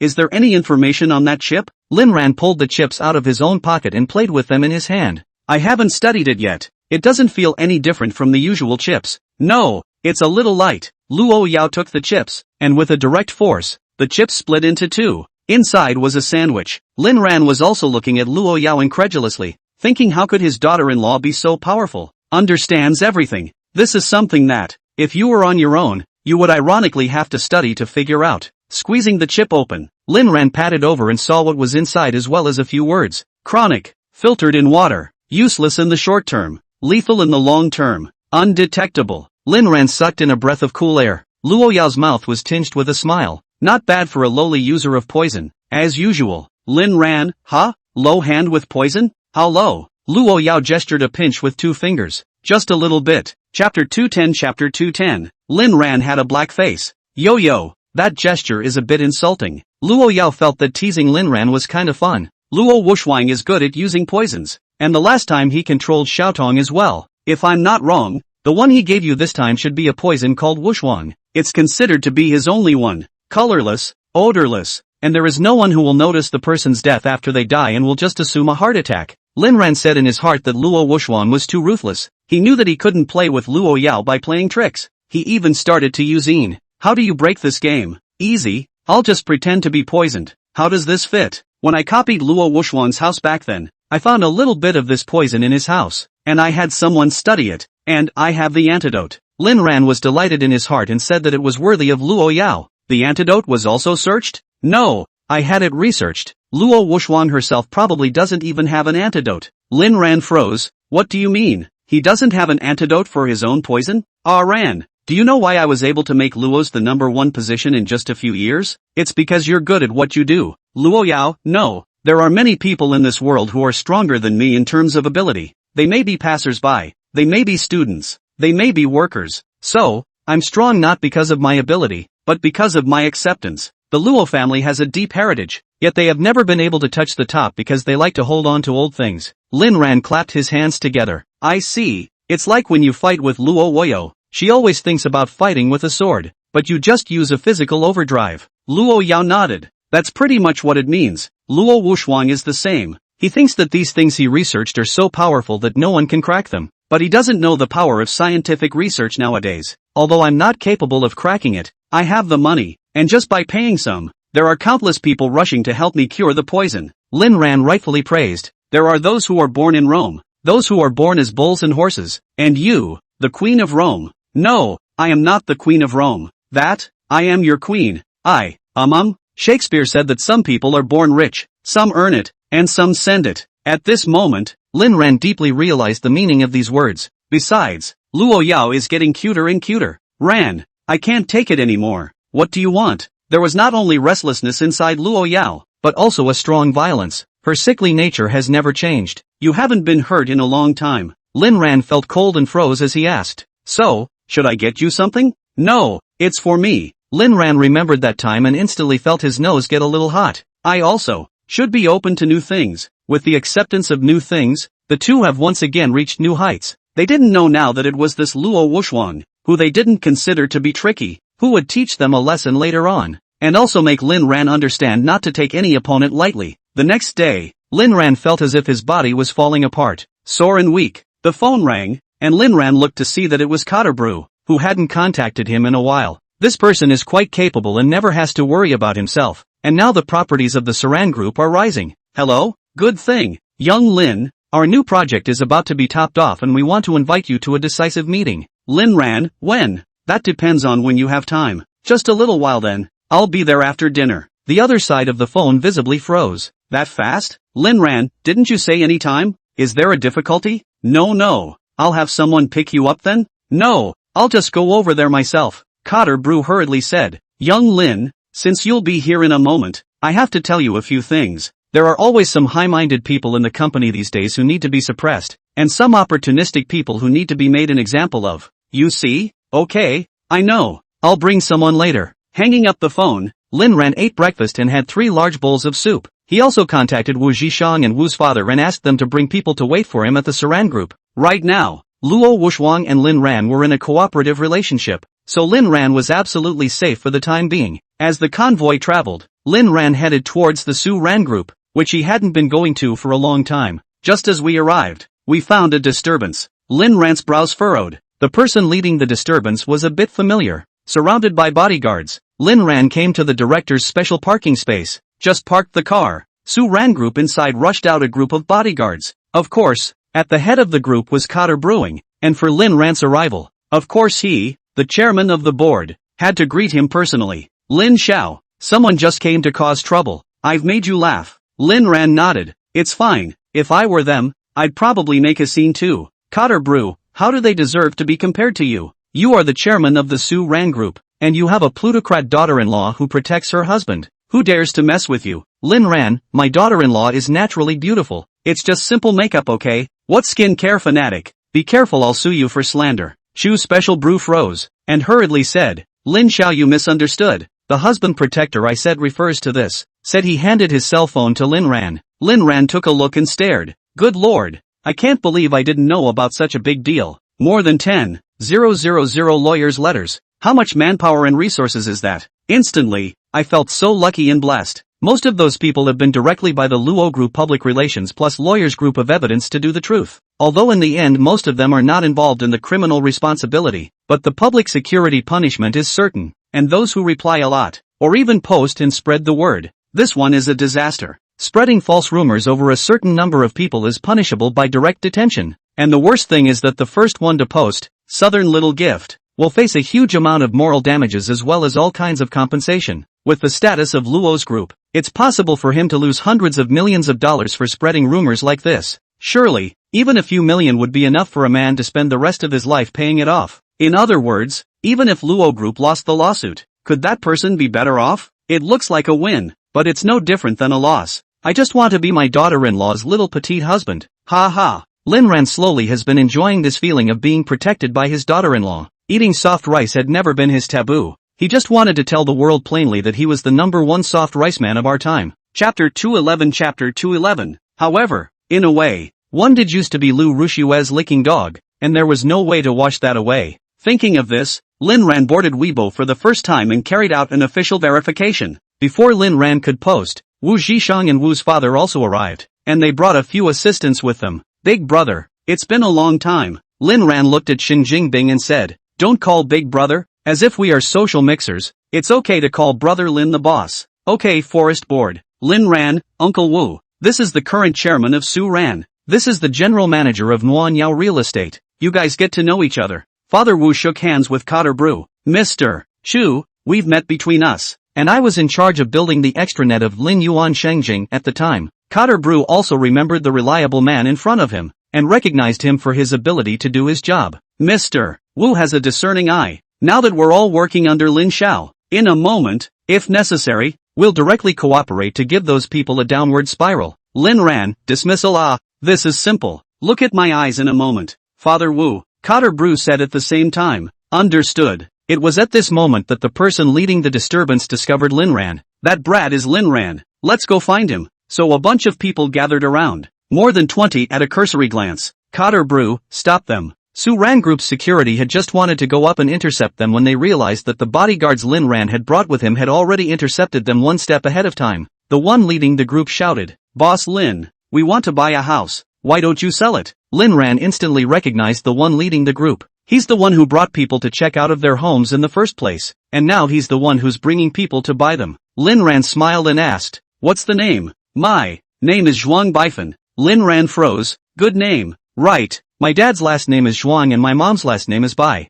They want me to be just plain, so I'm called Zhuang Baifan, but with a name as good as mine. Why can't I buy a house? At this point, Xin Jingbing stepped forward. Actually, this name is just average. It's still my name that's good. My last name is Xin. I was born in Kyoto. My parents wanted me to grow up to be a soldier, so I'm called Xin Jingbing. Zhuang Baifan froze and gave Xin Jingbing a thumbs up. Boss Lin, why don't we buy a house and sell it? He really regretted it. It was hard to buy a school district house, thinking that he could rely on the house to marry his wife. But now it's good. The house is gone, and the daughter-in-law has not been found. However, one man's persuasion led him to the direction of his endeavor, which was to come and make a scene. And the bigger the scene, the more likely he would be able to buy the house. Lin Ran, bro, you're the one who checked out, and you're the one who bought the house. So what the hell are you doing? Zhuang Baifan, Boss Lin, we did check out on impulse last time, and now we want to buy it back, so why don't you guys sell it? Others chimed in. That's right. What kind of people do you guys do that? Lin Ran glanced at Chu Taebru, and Chu Taebru immediately explained in a small voice. Lin Xiao, I'm sorry, it was a mistake in my work. I didn't sell them the house last time when you said you wouldn't sell them the house, and the house that they returned has already been sold to someone else. Lin Ran didn't care about any of this. He was just confirming whether what they said was true or not, and looked back at Zhuang Baifan and said, I told you last time you returned it. It's a school district house. You can return it, but if you want to buy it again, it's not for sale, and it's my understanding that the rooms you're retiring are all sold out in these days. Zhuang Baifan shouted, that's clearly our house. What gives you the right to sell it to someone else? Give back your house? Where's the face? The price of the house dropped, you guys will return. The price of the house rose, you have to buy. What good things let you take advantage of? Why are you so big face? Lin Ran's few words caused Zhuang Baifan's face to flush. There are so many of us. Aren't you afraid we'll expose you? Expose me for what? Expose me for giving you guys the house back? Or that I wouldn't resell you a house that someone else had already bought? Lin Ran does not care what the market feedback. Not afraid of exposure. This company can open on the open. Cannot open on the close. You have a wife to support you. What are you afraid of? That's the bottom line. You have gone too far. I'm going to expose you. Lin Ran, yes. Feel free to go. It just so happens that I don't have a place to put the video I recorded last time. So go ahead. The man froze, staring blankly with the other homebuyers. Last time, they did rush. You can't do that. We've lost so much money in loan defaults. Lin Ran, I forced you to default? Your losses? I haven't even counted the massive losses you've caused to my company by withdrawing. If there's any more trouble, then I'm going to have to settle this score. My wife is Luo Yao. You know Luo's legal team never loses. Do you want me to send a lawyer's letter? Luo Yao sending a lawyer's letter to the nation's netizens yesterday had spread all over the internet. And even if one or two didn't know about it, it was impossible for all of them not to know about it. Sure enough, someone wimped out. Most of the people in here dare to follow Zhuang Baifan and make trouble, but they definitely don't dare to challenge the law. Not to mention that they don't want to make any compensation. But, Lin Ran, don't be butthurt. You're the one who took the lead in checking out, not me. I gave you a chance but you didn't cherish it. Did your girlfriend break up with you and marry someone else so you can lick your face and say that's your wife? What logic? Lin Ran's words instantly hit Zhuang Baifan's most painful point, because his girlfriend literally broke up with him because he didn't have a house and turned around and married someone else, and he was still the best man.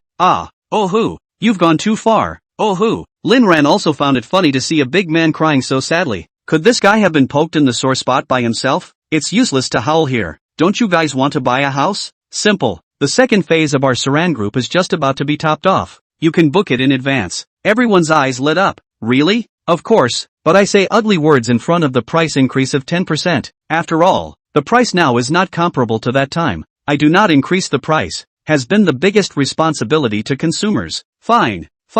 Thank you Boss Lin. Thank you Boss Lin. Now that Forest Park Victory is on the up and up, it is very acceptable to buy it even at an increased price. A lot of people fall right back on it. Boss Lin is so nice. Worthy of being Luo Yao's husband. It's like a universal son-in-law. Lin Ran was floored by the shameless words of these people. Zhuang Baifan, however, was on fire. On what grounds? Why should we buy it at a higher price? We're going to buy it at the same price we were paying before. Lin Ran, I'm talking about them raising the price. As for you, how much is not for sale? Chapter 212. Lin Ran's strength completely crushed the others who were hesitating, and all of them switched sides and no longer stood by Zhuang Baifan. Zhuang Baifan, on what grounds? By my pleasure. While Zhuang Baifan jumped in anger, Lin Ran asked the others indifferently, not bothering to dilly-dally here. Now, can I come in? Everyone else, yes, we are being abrupt. Please come in. Zhuang Baifan, get your ass back here. Lin Xiao won't sell to you. What are you still dead set on doing? These people brought by Zhuang Baifan stopped Zhuang Baifan outside on the spot. Zhuang Baifan, Lin Ran, you're a capitalist who doesn't care about the lives of consumers. If you don't solve my problem today, I'll die here in your place. Lin Ran narrowed his eyes. So much for playing right. Shin Gingbing, leave it to me boss. Lin Ran walked into the Su Ran Group's office building and said to Xiaotong beside him, check on that Zhuang Baifan. Okay. Lin Ran had just said those things outside just to stabilize most of the future consumers. This Zhuang Baifan, there must be something wrong. What kind of person leads a retreat and then thinks about going back and buying it back? It's not logical. Okay, if it was myself, I'm sure I'd want a face, now that he was not a beggar. The only thing that could make him shameless could be because of Luo Yao. Cotter Brewing is having a spring in its step right now. The chairman of the Su Ran Group if this appearance appeared in front of Lin Tianba, it would not make Lin Tianba angry to death? This was all thanks to Lin Ran, who had given him this opportunity. And now the real estate sales of the Saran Group can be said to be in full swing. It's been billed every day since the school district thing was finalized. This isn't fast, but it's definitely not slow either. But just 2 days ago, after Lin Ran was revealed to be Luo Yao's husband, the Su Ran Group went straight to the top. In just a few days, the threshold was broken, and some even came with a very specific purpose. Viewing, signing a contract, paying a deposit. All we can think about is that maybe in the future we can live in the same neighborhood with the son-in-law of the first plutocrat. What an honor. There's something to be said for blowing awesome. The old man is in the same neighborhood as the first son-in-law. Therefore, the houses of Lin Yuan Xingjing directly began to be in short supply. This is not the second phase of the project day and night rush, just waiting for the top pre-sale. Old Chu, I'm just taking a casual look. You don't have to be so nervous. Cotter Brew reminded in a low voice. Lin Xiao, you can't just take a look. As the boss behind the Saran Group, it's best for you to act a little stronger this time and give them a hard time. Lin Ran, why can't you shock them? I'm a little skeptical of your ability. Lin Xiao, the current Su Ran is no longer the Su Ran that it once was. We've sold almost all the houses that we can. Now those shareholders are starting to drift. I'm too familiar with them. They're not afraid of me, but you're different. As long as you can be strong enough to suppress them, no one in the company will think otherwise. Lin Ran nodded. Well, the money should make quite a bit. Cotter Brew, it's quite a lot, but do you still care about that, young Lin? Lin Ran nodded. Of course I care. How much money I can share in the next dividend will determine what kind of gift I can buy for my daughter-in-law. Cotter Brew suspected that Lin Ran was stuffing him with dog food, but he had no proof. Okay, I get it. Lin Ran walked into the meeting room of the Saran Group with Cotter Brewing and the others, which used to be Lin Tianba's world, but was now Lin Ran's world. Mr. Lin, you're here. The shareholders all smiled and greeted Lin Ran when they saw him. After all, it was all Lin Ran's fault that Saran Group was able to get where it is today. You won't be offended if I come to the meeting, will you? How can that be? You're the boss. We all eat after you. It's an honor to have you here. Lin Ran waved his hand. Well, actually, I came just to see how the company is doing these days. A super large photo of Lin Ran was just hanging on the background wall, and everyone bowed 3 times to the photo before the meeting, and Lin Ran had a black line on his face. We're socialist, no class stuff, so don't worship at my picture from now on. That's not good. Young Lin gave us new life and hope. You're a great man. Lin Ran sat down expressionlessly before all of them took their seats. The main discussion at today's meeting was about the Phase 2 price increase. 3 options, the first with an 8% price increase, the second with a 10% price increase, and the third with a 20% price increase. The crowd gave different opinions, and Lin Ran watched them argue the entire time. Just then, Cotter Brew was ready to vote, but looked at Lin Ran. Young Lin, what do you suggest? Lin Ran, my suggestion is no price increase. All the shareholders were wide-eyed. What?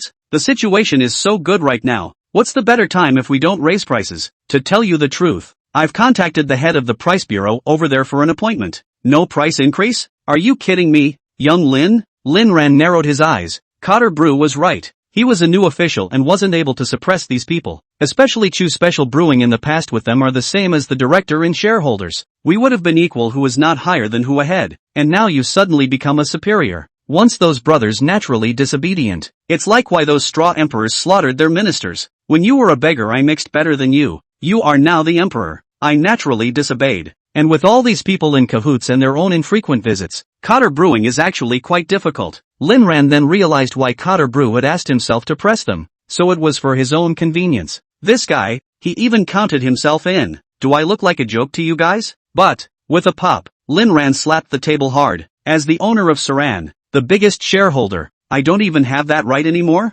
Raise the price? Look at the people who come to buy our houses. They've struggled for so many years to save up enough for a down payment. And then you want to raise the price to dissuade them and let those who speculate in real estate move in. What do you think? One of the shareholders let out a question. But Lin Xiao, we are businessmen, and businessmen are supposed to be profit-oriented and emphasize profit over love. Lin Ran raised an eyebrow. Yeah, I'm heavy on profit, and I'm already making a fortune with the Saran Group. Everyone was shocked, incredulously looking at the mouthy Lin Ran. Why did it feel like this world was a bit off? Lin Ran did make enough money in the Saran Group by pitting his own father, but we haven't yet.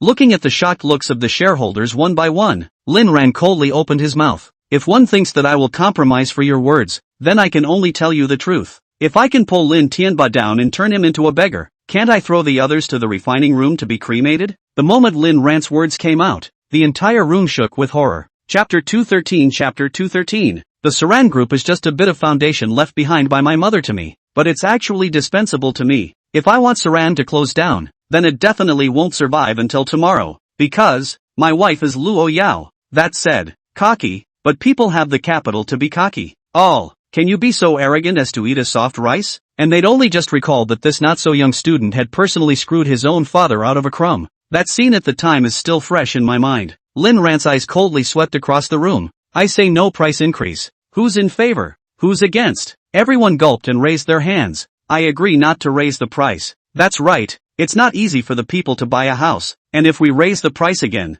aren't we pushing them to the brink of extinction? Lin Xiao really is farsighted. In a flurry of bragging rights, the matter came to a close. Lin Ran called to Father Wu and said to the others, next, I'll announce one more thing. This is the general manager of Warmiao Real Estate. In the future, you can look for Warmiao Real Estate to cooperate in your engineering projects. Lin Ran's second sentence was a direct jinx. This time, many shareholders couldn't sit still, stopping the rise in house prices. Everyone has a loss but can accept it, but working with Warmiao Real Estate, that involves their real interests. Originally those projects, procurement and so on can be through the relationship to get a lot of oil. Lin Ran didn't care about them. I know how you guys think, so any future thoughts of lying on the group and sucking blood are extinguished. At this moment, a young shareholder raised his hand. Young Lin, isn't this inappropriate? Lin Ran squinted his eyes as a chicken finally came out. You're fired from the board. What?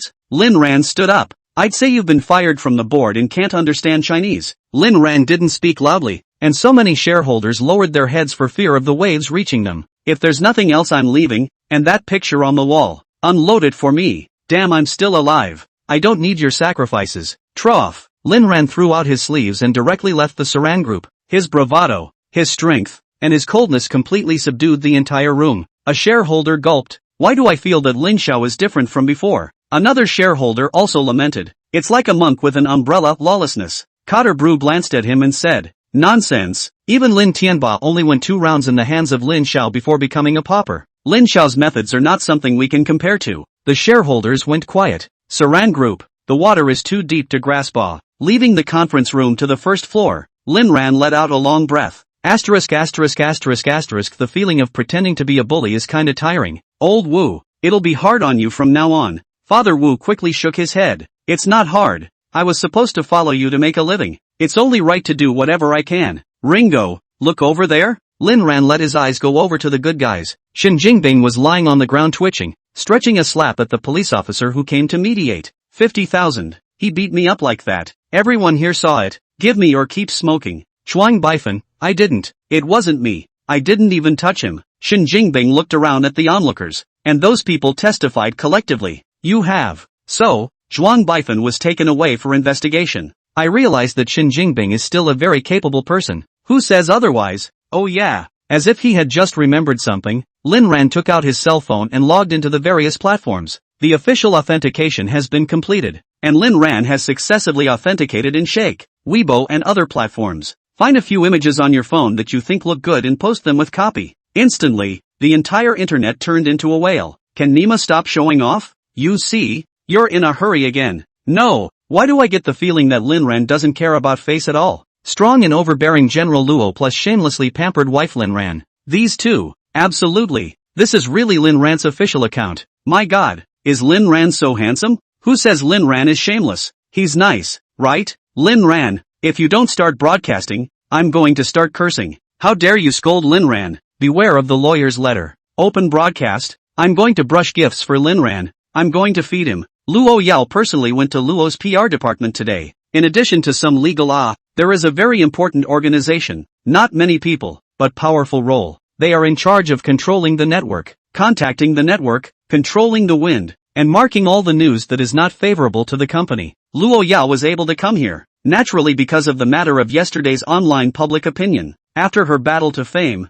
no one on the internet dared to say anything about Lin Ran starting a fight. But the matter of whether or not Lu Rushue was wrongly accused became the center of attention. Due to the strong public relations of the Luo group, people definitely can no longer discuss it openly, but secretly there are quite a few. Mr. Luo, the winds are now completely under control. And just now Lin Xiao released news on various platforms. Doubts appeared in Luo Yao's eyes. What did he post? Staff. Lin Xiao posted his daily routine at Shake-in with the caption Love Luo Ya. In Weibo, he posted 3 pictures with the caption of a day of being protected by his wife. The more Luo Yao listened, the happier she became, and she was on the verge of being fished into a warped mouth. Now the news about Lu Rushue on the internet is almost gone. All that's left is Mr. Lin's content with you, but there's still a group of netizens that say they want Mr. Lin Ran to do a live broadcast. Luo Yao didn't care about this matter at all. She only wanted to quickly find Lin Ran to stick it to him now. The more he thought about it, the harder it was to endure. As if he would die if he didn't see Lin Ran now. Thus, Luo Yao once again left Luo clan during working hours. In the car, Lu Meng looked back at Luo Yao and asked, Mr. Luo, it's already been checked out clearly. That strong Nuan Nuan is Zhang Xiaonuan. How to deal with it? Luo Yao's closed eyes opened. Interesting. Luo Yao wouldn't bash ordinary people, but once things involved Lin Ran, she would be a bit irrational. Zhang Xiaonuan was a bit special among the women around Lin Ran. She is not as gold-digging as Lu Rushue. Not as hypocritical as Hua Hai and I, not as heart-scum as Chun Chung Tian, not as brainless as Zhang Xin. And she has a great personality, a toughness in her bones, and most of all a positive outlook. At least it was more positive than himself. Luo Yao thought so. This kind of woman is still very lethal to men. Give her some warning, and if she dares to go near Aaron again, karma it. Lu Meng's body went cold and instantly felt a murderous aura. Don't offend Luo Yao if you offend anyone, and don't like Lin Ran if you like anyone. Chapter 214 Chapter 214, all are living examples. For example, if Hoani and Lu Rushue, Luo always just made a small action, directly making Hoani disappear and Lu Rushue go in. Double killing with one arrow was simply easy in Luo Yao's eyes. Su ran group downstairs, watching Shin Jingbing being pulled away by 120, and Zhuang Baifan being pulled away by 110. Lin Ran was soothed. For scoundrels, you have to fight fire with fire. Wu Zhishon, since Lu Rushue collapsed her house, Shin Jingbing didn't even have a job to do. I wanted him to go back and continue to be a cart boy. I didn't expect but it came in handy again. Lin Ran raised an eyebrow. There are more annoying people in this world than just Ruyue Lu. Wu Zhishon, then who else? Slowly you'll find out. Keep Shin Jingbing. He's a rare talent. Extraordinary things have to be done by extraordinary people. Aaron. Lin Ran froze and slowly looked up to see that it was actually Luo Yao and Lu Meng. What brings you here, little ancestor? Luo Yao jumped onto Lin Ran's body, not wanting to leave at all. Missed you. Lin Ran picked Luo Yao up. Everyone, close your eyes. Regardless of whether it was Su Ran groups or Nuan Yao groups, there was one that counted. All of them closed their eyes. Lin Ran hugged Luo Yao and got into the car, speeding towards the direction called home. Yao Yao, you've done so much for me and I just realized it. Damn it. Lin Ran was referring to Luo Yao's battle for him against the nation's netizens, something so crazy that only Luo Yao could do. They dared to slander you for liking Ruyue Lu, and I was angry, so they deserved it. Lin Ran cried and laughed a little. Luo Yao was really still the same Luo Yao. She was angry because someone had linked herself to Lu Ruxue. Luo Yao had always been incredibly possessive of Lin Ran, and Lin Ran, as it happened, didn't hate this kind of morbid possession. That's right, they dared to slander me so much that a lawyer's letter would be a great mercy for them from you. Lin Ran continued as if he thought of something. I read the comments from the netizens. They want me to broadcast a live show. Do you think I should fulfill their desires? It's a small thing like that, Aaron, you can decide for yourself. The corner of Lin Ran's mouth hooked into a sinister smile. Then I'll satisfy them in a small way, saving them from always asking for this and that in the future, killing their dreams in the cradle at once. Luo Yao gently bit on Lin Ran's shoulder, leaving a shallow teeth mark there. Ran, will you always love me so much? Even now, Luo Yao still felt like she was dreaming. Lin Ran's recent changes were just too great, so great that they were somewhat unreal. Lin Ran, of course I will always love you, and you can only love me. Luo Yao's eyes were filled with love. Rightfully so, only by inhaling the breath you exhale can I sustain my life. Lin Ran froze. He felt that Luo Yao had also changed radically. Yo-Yo is not an indifferent person, and Yo-Yo can talk about love. Ran, today we're going to be in the kitchen. Time passed in the blink of an eye, and the next day Lin Ran went to Warmiao Media to casually look around and didn't find any potential threats. After he got out, he went back to the school once more to look at the library project. The foundation was now almost complete. Interestingly, at school, Lin Ran was once again in the limelight. Whenever he appeared in Kyoto University now, there were so many fanboys and fangirls who received the news and surrounded him in all kinds of ways. It messed with Lin Ran's mind, and he was thinking about whether or not he should graduate early. After all, there's no difference between this schooling and not being able to keep up. It's pointless. When Lin Ran told Principal Tang about this, Principal Tang immediately said, no, and he listed various reasons for this, while also celebrating in his heart. Luckily, the one who came to make the request was Lin Ran. If Luo Yao came personally, then he really wouldn't dare to say anything. Lin Ran was angry. He was really angry. I've done so much for the school and I can't even fulfill such a small request as early graduation? Do you still want to stay in your job as a principal? My wife is Luo Yao. My grandfather is Chen Xiao.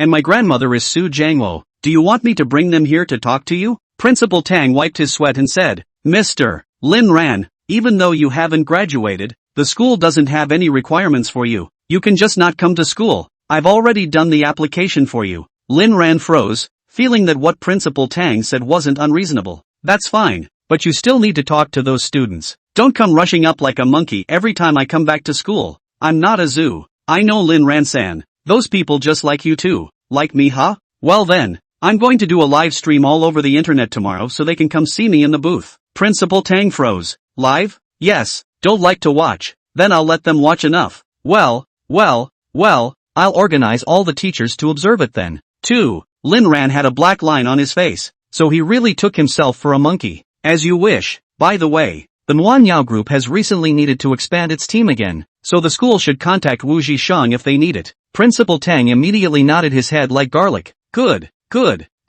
You're all good students of my Kyoto University. Leaving Kyoto University, Lin Ran went back to Lingyuan Shengjing, including the primary school attached to Kyoto University across the street from him. Measurements are now being taken at KYUHS. This is not a quick project and will be reviewed and revised later before the foundation can be laid and construction can begin, ensuring that there weren't any potential problems with his industry. Lin Ran was relieved. These past few days were considered to be the busiest few days since he came back from rebirth. There really wasn't anything to worry about now. Tomorrow was Friday. Do a live broadcast, then spend 2 days on the weekend with Luo Yao, and then you could wait for Xiao He to come to you. The constant online requests for Lin Ran to start broadcasting, for which Lin Ran was indifferent, caused many netizens to be dissatisfied. However, Lin Ran still had a better understanding of their psychology. At first, Lin Ran didn't want to start the broadcast, but thinking that Warmiao Media's short drama was also filmed here, and that it was about to be released, he also intended to promote a wave of publicity in the meantime. Anyway, Blackie hadn't come to himself yet.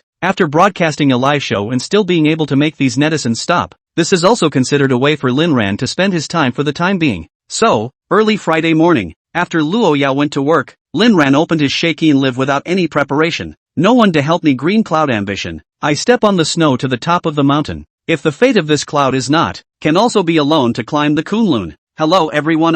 I heard that everyone wants to see me live, right? Chapter 215. In an instant, the number of people in the live broadcast room quickly broke 10,000 and was still rising at an astonishing speed. ********.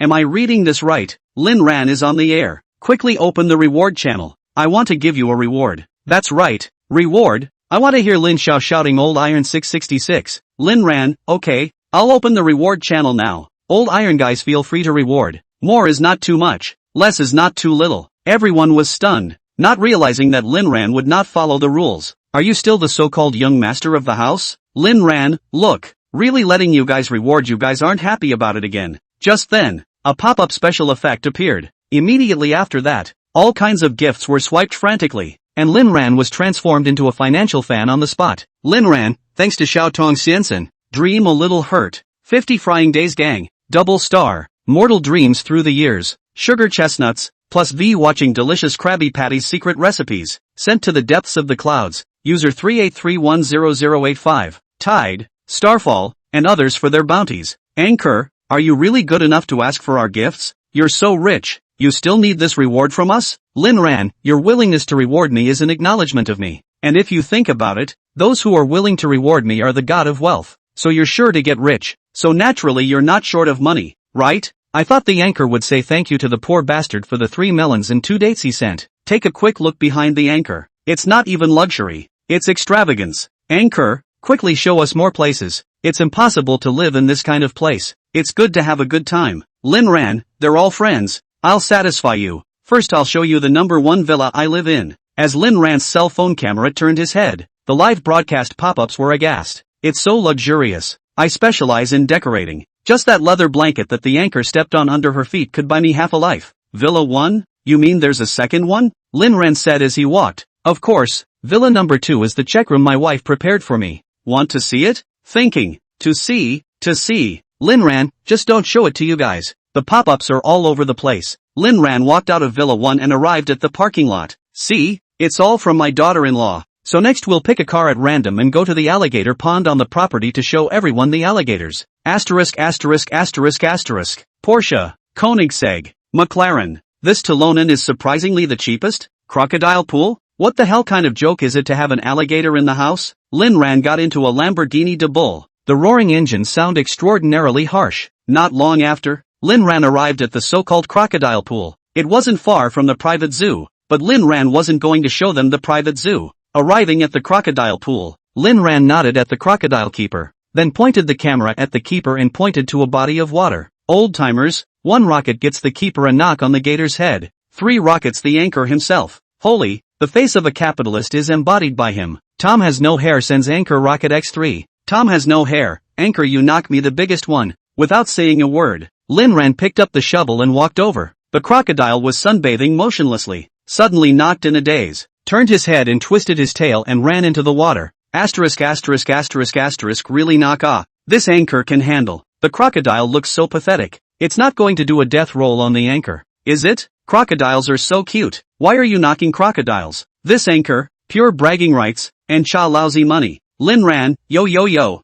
Starting to hate the rich? If you have the ability, you also knock ah? For the next 10 minutes, the keeper turned into a drudge, sweating and knocking all the crocodiles into the water. Seeing the empty shore, Lin Ran revealed a sinister smile. Do you know why we have crocodiles? Because crocodiles like to eat meat, and they eat all kinds of meat. What do you mean, anchor? Probably literally. Next, Lin Ran wandered around the manor with his cell phone again, broadcasting wherever he went, and the netizens in the live broadcast room finally broke the defense. Anchor, is it okay for you to show off your wealth like that? Lin Ran, knowing that I'm rich you guys are still letting me start the broadcast. Aren't you looking for pain? Isn't that what you all want to see? Now let you see and not happy. See is only the tip of the iceberg. Next to show you a big one. Lin Ran came back to the Sky Garden. This is where I usually accompany Luo Yao to look at the stars. How's that? What is this? A garden in the sky? No, this is like the city in the sky. This is too much luxury. The soft eaters shall not house. Looking at the stars of meanness, watching the atmosphere was almost over. Lin Ran spoke up. Alright, you guys have watched and watched, so I'm going to go off the air for now. For the record, I'm not an entertainment anchor, and I won't be on the air again in the future. And I'm on the air today to satisfy everyone's curiosity. No way. I haven't seen enough. I'm only halfway through my dream. Lin Ran, it's time to wake up. Wake up and you'll realize that dreams are actually unattainable. Asterisk, I'll fight you anchor. Let me take another look at the luxury car. I've never driven one. It's okay to look at it. Linran, you can go to sleep now and drive any car in your dreams. Linran was not buying the netizens' request in the slightest. Just as the pop-ups were wailing, Linran gave them a glimmer of hope. Today you all saw the tip of the iceberg of the manor. If you want to see the panoramic view, then pay more attention to Warm Meow Media, and our first short drama. This is the filming location O, including the panorama that you all want to see. You will see it at that time. Remember to like it. Our new drama official blog has been confirmed. The title of the drama will be called I Confessed My Love for 99,999 times rejected, and finally threw myself into the arms of another woman. After a wave of propaganda, Linran was ready to shut down the broadcast, causing the broadcast room to scream. What's the name of this sandy drama? I see I'm a dog. Anchor, you'll go off the air like that and there'll be no mum. Anchor, if you dare to go off the air, I'll dare to eat. I'm sorry, I have no father, no mother, no ties. All I have is a daughter-in-law who loves me like her life depended on it and a home you can't earn in a lifetime. Also, if you like to cheat and eat more, you can still have an infinite loop afterward. Bye-bye you and E. After saying this, Linran shut down the live broadcast. Why he's acting like this is defeating the character. Linran never needed to be liked by so many people. It was enough that he only needed Luo Yao to like it. At the same time that Linran was off the air, Luo Yao was opening up on Lu Rushue face-to-face. P.S. The rating is already 9.3. And even though I have a 39-degree temperature, I'm still not taking time off. Chapter 216. Chapter 216. Luo Yao had a heated confrontation with someone on the street today. The other party was injured and called the police. After the people from the city hat bureau arrived, Luo Yao did not have the slightest sophistry, and confessed to her beating behavior, so she was brought in for investigation. The hat bureau's holding cell is like a dark corner where dirt is hidden and people of all shapes and sizes are kept. There was a depressing, chaotic air that permeated the place, as if every inch of the air spoke of the sins of those incarcerated, some for fighting, some for gambling, some for stealing, and some for selling meat. Those locked up here are those who have not yet been arraigned or who cannot be released for the time being for various reasons, and they are waiting for their fate in this small space. As for Lu Rushue, she was locked up in the felon's room. When she entered, there were already 5 or 6 people here. These people looked at Lu Rushue with scrutiny and curiosity in their eyes. When Lu Rushue had just stepped into the cell, the big sister who had been surrounded by the crowd before asked her why she had come in with a hoarse voice. Lu Rushue pretended to be calm and answered truthfully. She had learned about the darkness of this place on the internet. Kill someone and come in. When they learned that Lu Rushue had actually come in because of the killing,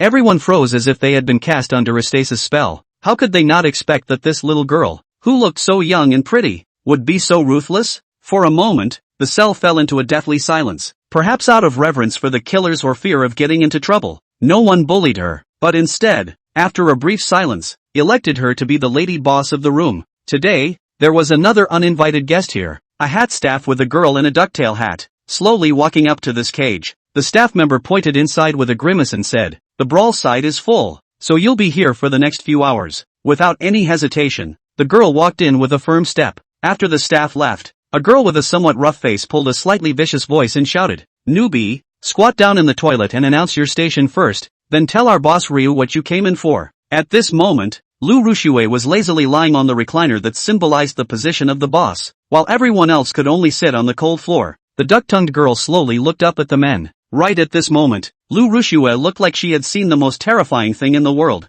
and directly slid from the recliner to the ground in fear. Her eyes widened, her lips trembled, and she stammered, The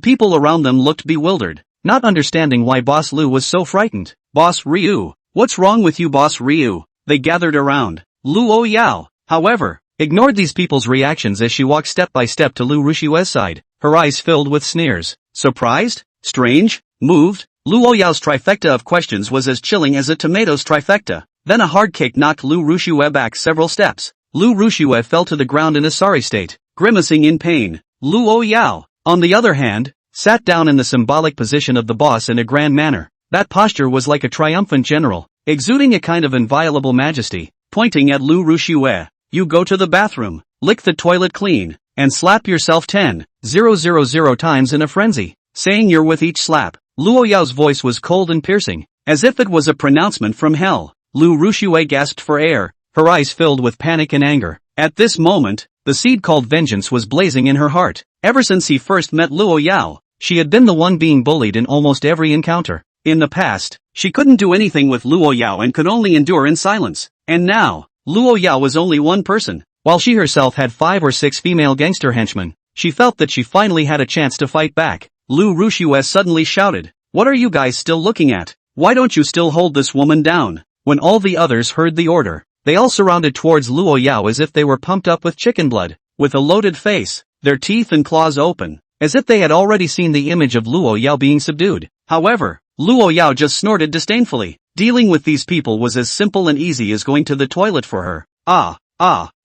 Within a minute, the cell resounded with cries and wails. Those originally aggressive female gangsters fell to the ground, some holding their stomachs, some covering their heads, in a sorry state. Strangely enough, with all the commotion over here, no watchman came to take a look, as if this was a forgotten corner of the world. "We were wrong. This warrior woman begs you to spare us." The female gangsters began to beg for mercy, their voices filled with fear. Luo Yao ignored their pleas for mercy and just walked over to Lu Rushue, kicked her as if she were a dead pig, and coldly asked, "Can we go now?" Hearing this, everyone looked like they saw hope and frantically rushed towards the toilet. Lu Rushue was no exception. She didn't understand that Luo Yao was just a woman. Why did she have such strong fighting strength, and actually didn't suffer any injuries at all in a 1-to-6 situation? The figure of Lin Rant's brother suddenly flashed through her mind. No wonder Lin Rant's brother was so afraid of her. This woman must be a tigress at home. Thinking of all the suffering that Lin Rant's brother had endured, Lu Rushue's tears fell out uncontrollably. But in the midst of this pain, she actually felt that she wasn't so uncomfortable now. The thought of being able to suffer with brother Lin Rant seemed to have become a different kind of sweetness in her heart.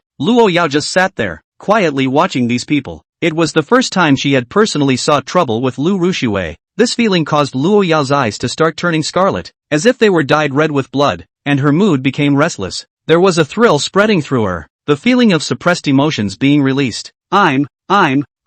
As Lu Rushue shouted out with a cry, the atmosphere in the cell became more and more bizarre. Suddenly, Lu Rushue felt a coolness behind her, and before she could react, her head was grabbed by a temperatureless hand and then pressed down violently. "I told you to lick it clean. I didn't tell you to brush it clean." Luo Yao's icy voice rang in her ears. Chapter 217. Lu Rushue's nose was directly hit out of the blood. The blood drip flow in the toilet bowl. In the clean white toilet bowl left a shocking traces. Lu Rushue was in pain and tried to struggle. Her hands were propped up on the ground, but Luo Yao directly crushed it with her high heels. The back of Lu Rushue's hand was instantly bloodied, and the pain that drilled through her heart made her almost faint. I'll lick.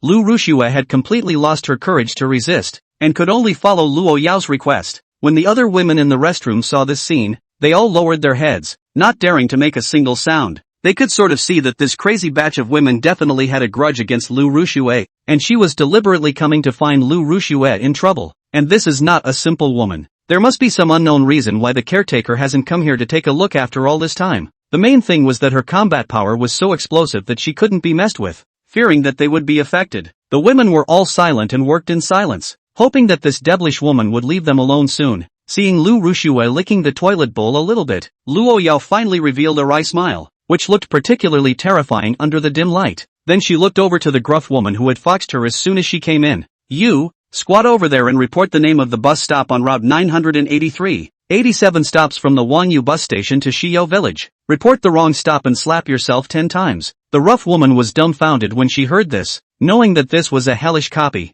"Ha?" She looked at Luo Yao incredulously. "You don't want to?" Luo Yao's eyes became more fierce. Willingly, I'll go now." The rugged woman, with a lifeless look on her face, hastily crouched down in the corner and started. "First stop, a Wangwu bus station. Second." Just as she finished speaking, Luo Yao snapped her mouth over, the sound echoing in the cell. "Wrong. You should say welcome to bus number 983. Stop XXX ahead." The rough girl's tears sixed down as she thought to herself, what kind of living hell had she offended? "Welcome to bus number 983. Stop ahead." She was trembling while Luo Yao was correcting her mistakes while watching Lu Rushue was not allowed to be lazy. And every now and then she had a few other women slapping each other. These people were ready to bully themselves in the beginning. What kind of good people could they be? Luo Yao grew up understanding one thing. The weaker you are, the more you will be bullied. When you become strong, those people will have scruples. When you are ruthless enough, they will be afraid of you. Survival is like that. It's the law.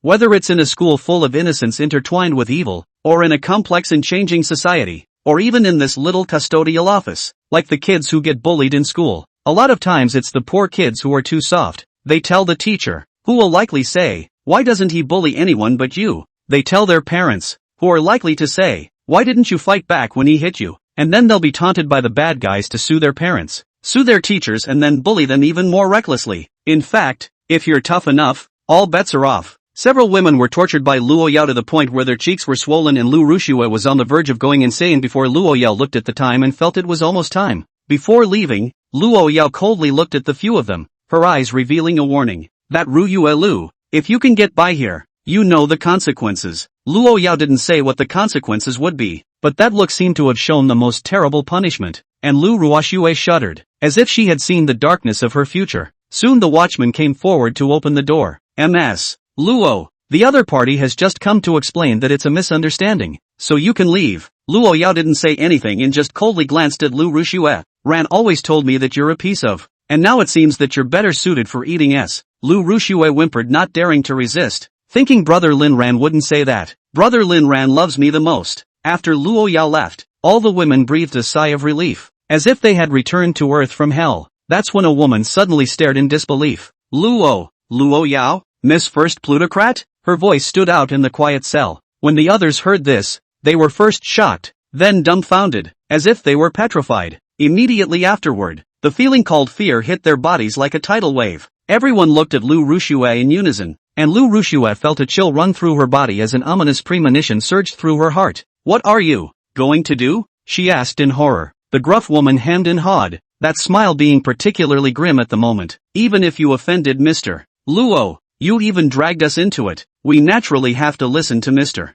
Luo and teach you a lesson. As a woman, coming to a place like this, you must receive some blood baptism yet." Lu Rushue cried out in desperation. "Don't come over here, you guys." On emoticons, they still have a bit of a bottom line when they clean up Lu Rushue. After all, they are about to appear in court. They can't make her look too bad. When the sentence is passed, that's the beginning of her real pain. Luo Yao stayed inside for a few hours, and after coming out she felt refreshed, and some of that violence that had built up over the days had disappeared. The first reason she was able to go and trouble Lu Rushue today was because she really needed the violent release herself. The second reason was that someone on the internet had previously slandered Lin Ran for liking Lu Rushue, which made her more and more angry the more she thought about it. She was like a lion that had been provoked, and her protectiveness instantly exploded. She couldn't tolerate the slightest bit of blasphemy against Lin Ran from anyone, even if it was just false rumors. Putting up with the breast enlargement and taking a step back from the fibroids, the more she thought about it, the angrier and more frantic she became. But she couldn't be bothered to do anything to Lin Ran, so she could only come and find trouble with Lu Rushue.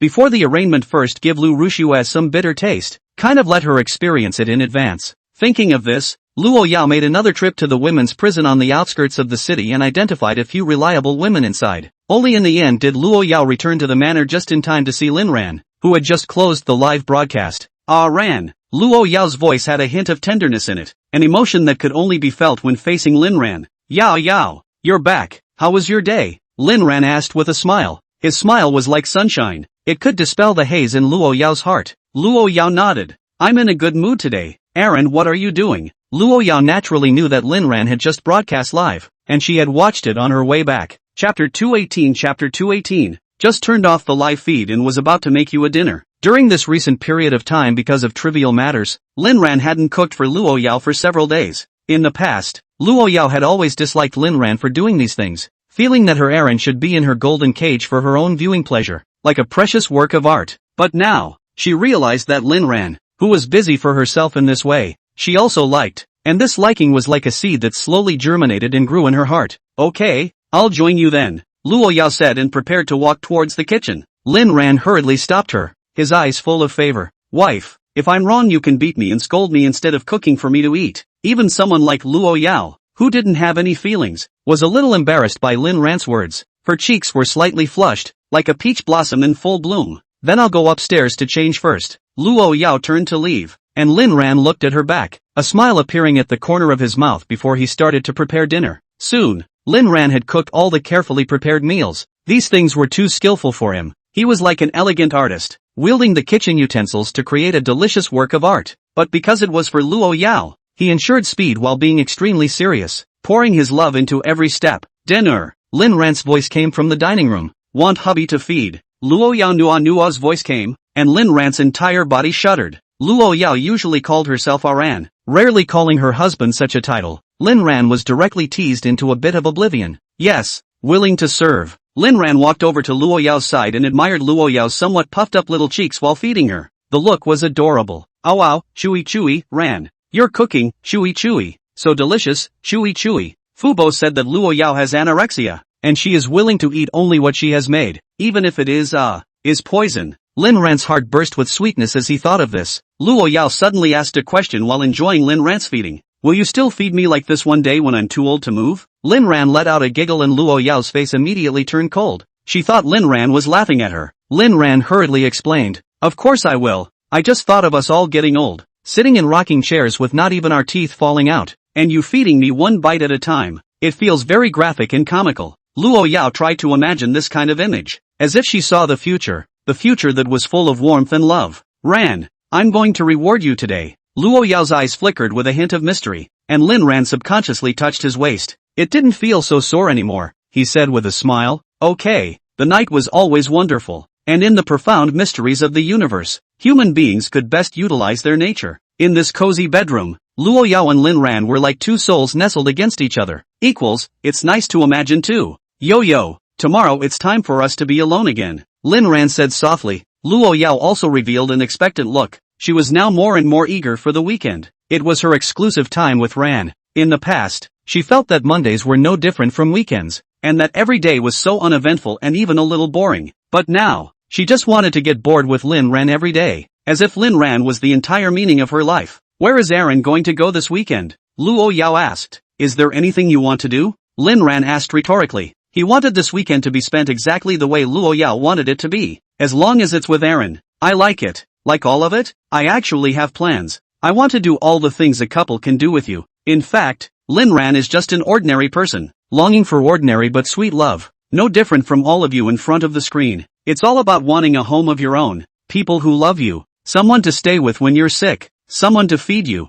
someone to cuddle with in the dead of night. Listen to you, Ran, you've been busy with your own things for the past few days. Did you forget about me? Luo Yao wasn't pretending to be angry, but she was really a bit angry. Lin Ran did look for death a bit these days yet. Lin Ran hurriedly denied it as he held Luo Yao's hand and looked into her eyes. You've wronged me, wife. I've only been inspecting my properties for the past few days. Once I'm free I'll miss you. You know that. Lin Ran was also preparing for his next meeting with Xiaohei. Even though the time away might not be long, he had to take some unstable factors into account. He didn't want to let these things affect his time with Luo Yao. Luo Yao snuggled into Lin Ran's arms. She loved the feeling that Lin Ran was always clinging to her now. This feeling made her feel like she was deeply loved. Do I know? You don't know? Luo Yao didn't nod or shake her head, but leaned against Lin Ran and slowly fell asleep. She was too tired and her usual sleep was not good, and it was Lin Ran who allowed her to slowly return to a normal person's routine. This feeling of being able to sleep peacefully was unimaginable in the past 20 years. Only insomniacs know the torment of dying and living without love, especially when you look at the person next to you,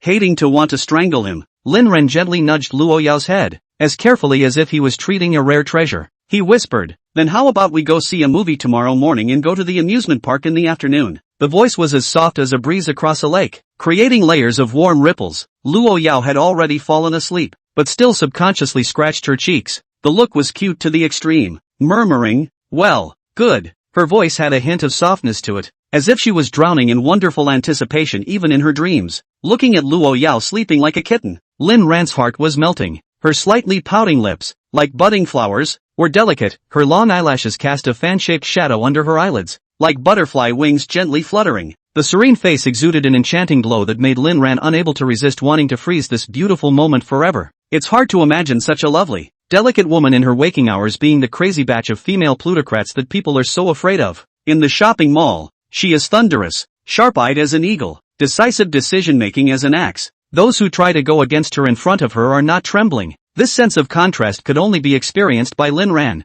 who knew deep down that underneath that seemingly cold and unfeeling exterior, there was a heart hidden that was only gentle to him. Good night, rest of your life in peace. Chapter 219. Lin Ran gently dropped another kiss on Luo Yao's forehead, his eyes filled with deep love. Early the next morning, the sunlight poured into the room through the gaps in the curtains, like it was covering the room with a golden veil. Just after dinner, Luo Yao asked like a child expecting a gift. Didn't you say you were going to take me to a movie? And go to the amusement park? Her eyes were bright and sparkling with excitement. Lin Ran asked with a confused look on his face. You didn't sleep last night? He scratched his head and looked at Luo Yao with some confusion. Sleeping? Heard you say it in my dream. Luo Yao replied with a somewhat dangerous smile. Puzzled, Lin Ran continued to press. Did I say anything else in the dream? You also said that you want to make me the happiest woman in the world, and that you will treat me well with all your heart for the rest of your life, and won't let me suffer a little bit of injuries. Luo Yao tilted her head, as if she was really reminiscing. Lin Ran, did I say so much? He was a bit surprised, but seeing Luo Yao's happy look, his heart was filled with sweetness. Yes, that's what I told you,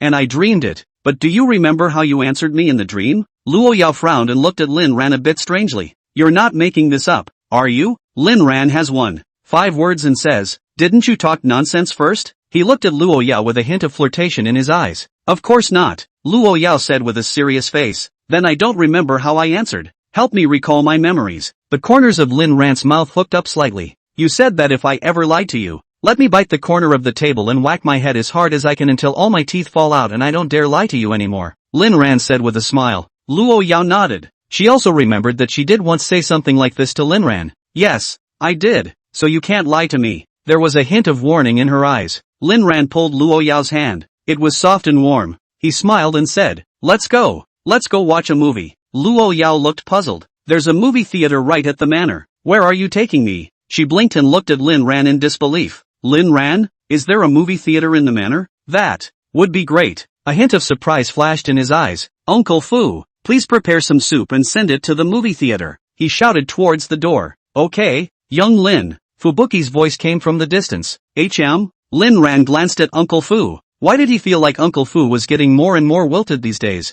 Fubo's original upright posture seemed to have some stoop. His handsome face also had a few more points of fatigue, and his bright eyes had lost their former luster, as if covered with a layer of light gray. Good handsome uncle also began to decadent? Could it be old age? Not only did Fubo prepare the soup, but he also thoughtfully contacted an upcoming hit movie to get the rights to show it. On that soft couch in the private theater, the lights dimmed and the images of the movie flickered on the screen. However, Lin Ran and Luo Yao didn't even care to watch what was going on in the movie. They chose to perform it live. Why are the performances not depicted in detail now? Because it's just not possible to change them. And for tomatoes, there's literally 5 words, and people's streaks are too much for the rest of us bitter people to handle. Shiitake mushrooms. Woo hoo hoo. When he came out of the private theater, Lin Ran felt as if he had been baptized. Still, he dragged his tired body to prepare a loving lunch. With nothing else going on, it's still a good idea to keep your wife's belly in check. After all, Luo Yao has a stomach problem. He doesn't want Fubo to take Luo Yao's medical report one day and say to himself, are you satisfied? It's because you don't cook that Miss is bleeding from her stomach. Watching Lin Ran busy himself, Luo Yao was a little embarrassed, but she didn't stop it. Being able to eat Lin Ran's cooking had always been one of her favorite things. The aroma of that meal wafted through the air, and each dish was like a work of art, tantalizing in color and fragrance. Of course, it has to be imported to taste better. In the afternoon, the duo finally left the estate. There's no playground in the manor. Oh, Lin Ran said with a smile. Uncle Fu, immediately contact someone to build one, right next to the manor. Luo Yao said with full concern, as if building a playground was no different to her than building a toilet. I'm just kidding, not really sick. Lin Ran hastily waved his hand. Do I look like I'm joking to you? Why don't you get going? Ferber, yes ma'am. Hey, they're all hard to serve, and so is Lin Xiao. You know Mrs. favorite thing to give you, and you're still saying it? You show, you're damn good at it. Lin Ran and Luo Yao's identities would definitely be recognized when they came to the amusement park, so the duo also disguised themselves. Lin Ran put on a black baseball cap with the brim pressed down and a black mask. Luo Yao, on the other hand, had put on a pair of large sunglasses, which almost covered half of her face, and a stylish hat on her head. The decoration on the hat shimmered in the sunlight with an understated radiance. With full VIP payment and no lines, they walked right through the crowd towards the rides like privileged VIPs. This moment the difference between rich people and ordinary people manifested itself, and the people around cast envious glances. Lin Ran sat on the big pendulum, and as the machine started up, his face gradually turned pale and he started screaming like crazy. The screams echoed over the playground like a symphony of terror. He held onto Luo Yao's hand tightly, his body shaking violently with the large pendulum, feeling like his soul was about to be thrown out. While Luo Yao didn't say anything, she just silently looked at Lin Ran. There wasn't the slightest hint of ridicule in her eyes, only full of love and a hint of heartache. The way Ran is scared is really cute, Luo Yao thought to herself. The way Ran is happy, he really wants to Rua. She looked at Lin Ran's face, which was somewhat distorted by fear, but she found it incredibly cute. When the sledgehammer finally stops, Lin Ran starts vomiting as soon as he comes down. It really hurts when Aaron throws up wildly. Gee, how come Ran is so fickle? Luo Yao sighed in her heart. When Lin Ran had pretty much thrown up his noon meal, Luo Yao spoke up and asked, "Still want to play?" Lin Ran waved his hand in a hurry. "Yao Yao, this isn't something that people play with. Those who like to play with this don't count as people. I really can't hold on." His face was still a little pale, and his lips trembled slightly. Luo Yao didn't dislike Lin Ran's wimpy appearance in the slightest. It was still the same saying, a lover's eyes would inevitably lead to a Western beauty. Everything about Lin Ran was so lovely in her eyes, both his bravery and his timidity. Chapter 220. Lin Ran, on the other hand, was never the protagonist of this world from beginning to end. He didn't have a super high force value, a golden finger with a system, or a meticulous mind. He was just a somewhat wasted soft-boiled man. There is no aura of the protagonist in those novels, will not be able to save the day at critical moments, and will not have any amazing skills. He's like an ordinary man in an ordinary world with ordinary people's joys and sorrows. Can this kind of person really be the main character? However, in Luo Yao's world, he was the unique protagonist. Just then, an unexpected figure appeared. It was the same Bruce Shang who brought his sister here. The brother and sister duo didn't play any exciting programs because Zhang Xiaonuan's health wasn't very good. Zhang Xiaonuan was wearing a denim, but her face was a little pale, filled with curiosity about everything around them. They came here just to enjoy the happy atmosphere, and Zhang Xiaonuan realized that watching others screaming could be much more fun than going up by themselves. When Lin Ran was screaming up there just now, she watched with rapt attention, excitement shining in her eyes. Senior Lin Ran. Her voice was clear and loud and stood out in the noisy playground. Zhang Xiaolong froze, took a closer look. It was really his boss, and then looked at Zhang Xiaonuan in surprise. You recognize it from so far away. You're good, sister. He looked at Zhang Xiaonuan with some admiration, thinking that he hadn't even recognized him. That's for sure. Others may not be recognizable to me, but Senior Lin Ran is so dazzling that anyone who isn't blind can recognize him. Zhang Xiaonuan said proudly, her eyes filled with admiration for Lin Ran. Bruce Shang, so I'm blind? Can't even recognize my own boss. He shook his head somewhat helplessly, and Lin Ran was wearing a mask and a hat, so how could he be recognized? Lin Ran's sky was spinning, and after resting for a while, he vaguely heard someone calling him. He raised his head in some confusion and looked around. Luo Yao frowned and glanced at Uncle Fu. Uncle Fu understood very well and immediately let the people go. Zhang Xiaonuan, what are you doing? Why are you stopping me? She looked a little angrily at the person who had stopped her, a spark of anger in her eyes. Xiaodong, I'm sorry, ma'am. Our Lin Xiao and Mr. Luo don't want to see anyone right now. Xiaotong said expressionlessly that his duty was to protect Lin Ran and Luo Yao's privacy. Zhang Xiaonuan froze. Luo Yao is also there? A flash of mixed emotions flashed through her eyes, a mixture of surprise and loss. Zhang Xiaolong immediately widened his eyes and covered Zhang Xiaonuan's mouth. I'm sorry, this big brother. I'll take my sister away. He knew that things were not good. If he annoyed Luo Yao, there would be no good consequences. Taking Zhang Xiaonuan away by force, Zhang Xiaolong asked incredulously, Sister, you don't like Lin Ran, do you? He's Luo Yao's husband. And also, how can you call Luo Yao by her name? There was a hint of worry and reproach in his eyes. Zhang Xiaonuan asked in disbelief, aren't names just for people? As for whether or not I like Senior Lin Ran, it's a certainty. I never thought that liking Senior Lin Ran was something unseemly. Her eyes were firm and didn't flinch. Zhang Xiaolong looked at Zhang Xiaonuan incredulously. Sister, you. He was a little surprised at his sister's boldness and persistence. Of course, I also know that Senior Lin Ran is married. It's not like I have any intention of being a mistress. I just want to talk to Senior Lin Ran. After all, he's also my savior. I'm not going to insert myself into their relationship. Brother, you really don't have to worry. Zhang Xiaonuan's eyes glistened with tears. She was truly aggrieved. Zhang Xiaolong's entire body was a bit confused. But if you really don't want to ruin Lin Ran's relationship, shouldn't you stay away from him? He tried to persuade Zhang Xiaonuan. He didn't want to see his sister fall into such a fruitless relationship. Zhang Xiaonuan was silent for a split second, and her tears instantly fell, like broken beads. Brother, do you know? When I found out that Senior Lin Ran was with Luo Yao, my sky seemed to have collapsed, and I sincerely hoped that Senior Lin Ran would be happy. But I couldn't help but think about him, and I don't know what's wrong with me. Her voice had a catch in it, and her shoulders kept shaking. Zhang Xiaolong hurriedly went to wipe Zhang Xiaonuan's tears and was heartbroken for his sister. He didn't know how to comfort her. and could only say something that was not nutritious. For example, "Sister, don't cry, everything will be fine." It's not much different than the quotes from those fruitless lickspittles. This love that he could not understand because he had never even been in love and could only use these pale words to try to ease his sister's pain. Lin ran of the playground frowned and asked, "Did someone call me just now? Why do I feel like I heard my name?" He rubbed his temples, trying to clear his head. Luo Yao coldly said, "No one, you heard wrong." A trace of imperceptible icy coldness flashed in her eyes. "Maybe, even if someone calls me, I don't bother to pay attention to her. After all, I have my wife with me, and the most important thing right now is to spend time with her." Lin Ran smiled. He didn't notice Luo Yao's abnormality. He just held Luo Yao's hand tightly. For Luo Yao's sudden coldness, Lin Ran was already used to it. After all, daughters-in-law can change their faces at the speed of light, just like the changeable weather. But he knew that if he said something that would make her happy at this point, her face would change back. As expected, Luo Yao once again resumed her previous appearance, holding onto Lin Ran's arm as the two of them walked out of the amusement park together, while Zhang Xianwan could only take a last look at their happiness forlornly from afar, her eyes filled with tears and reluctance. "What?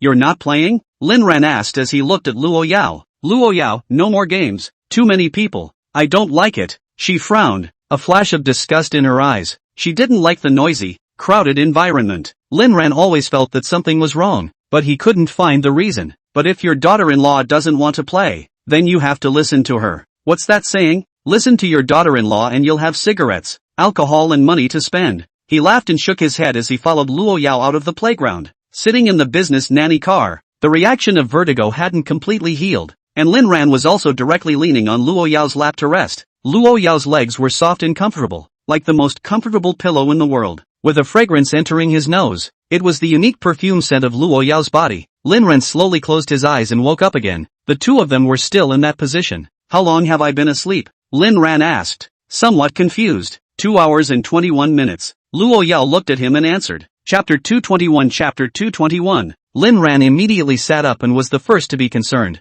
"I slept for so long? Are your legs numb?" He looked at Luo Yao with some guilt. Luo Yao shook her head. "You can always sleep here. I'll never be numb for the rest of my life." Lin Ran was touched and stayed in the car with Luo Yao for a while before getting out and returning to the villa. The vertigo reaction was finally about as good as it could be, and Lin Ran was once again back to his lively self. In his mind he thought, just spend the weekend with my daughter-in-law and then just wait for Blackie to come to him. Anticipation glittered in his eyes, and he was both a little nervous and a little excited about Little Black's arrival. Time came to the next day, and Lin Ran was still ready to go out, but Luo Yao stopped him. "Ah Ran, as long as I can be with you, it's the same anywhere. So why don't you accompany me fishing today? You can still fish?" He looked at Luo Yao with some surprise. In his impression, Luo Yao never seemed to have fished before. "No, you can learn." It wasn't that Luo Yao hated the outside, but she hated the women out there who coveted Lin Ran along with all the men outside of Lin Ran. So to summarize, Luo Yao hates people. There was the fish pond right on the property,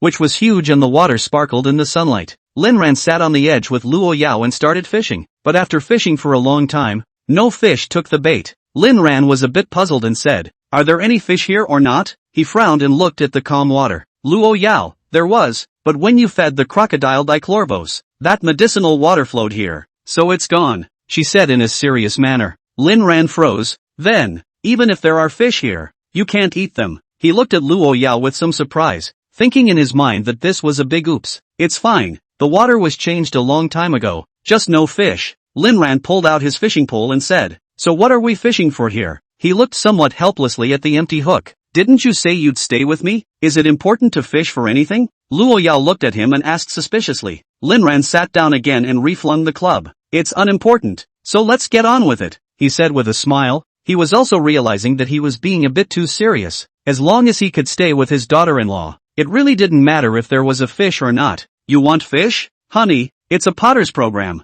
Catching fish will make us physically and mentally happy. That's easy." She smiled mysteriously. "Lin Ran?" He looked at Luo Yao with some confusion, not knowing what kind of drug she was selling. 10 minutes later, several divers were underwater hanging fish onto their hooks one after the other. Lin Ran watched the scene in amazement. "Ah Ran, how was it? Was there a lot of fish?" Luo Yao blinked those big bright eyes. That look was like a little daughter-in-law waiting for praise. Lin Ran was amused by Luo Yao's peculiar brain circuits. "Wife, you're invincible. Really, I admire you," he said while laughing, his eyes filled with deep doting on Luo Yao. In his opinion, Luo Yao was like a treasure that could always bring him unexpected surprises. When Luo Yao saw such a pleasant smile blossom on Lin Ran's face, she suddenly realized, sure enough, this program still needs fish to be enjoyable. Yes, Lin Ran thought so too. So, one fish after another was caught. Fishing to the end of the cage cannot fit the fish in the small space to squeeze around, the scales rubbing each other with a rustling sound. Lin Ran released some more small ones, when suddenly he heard Luo Yao ask,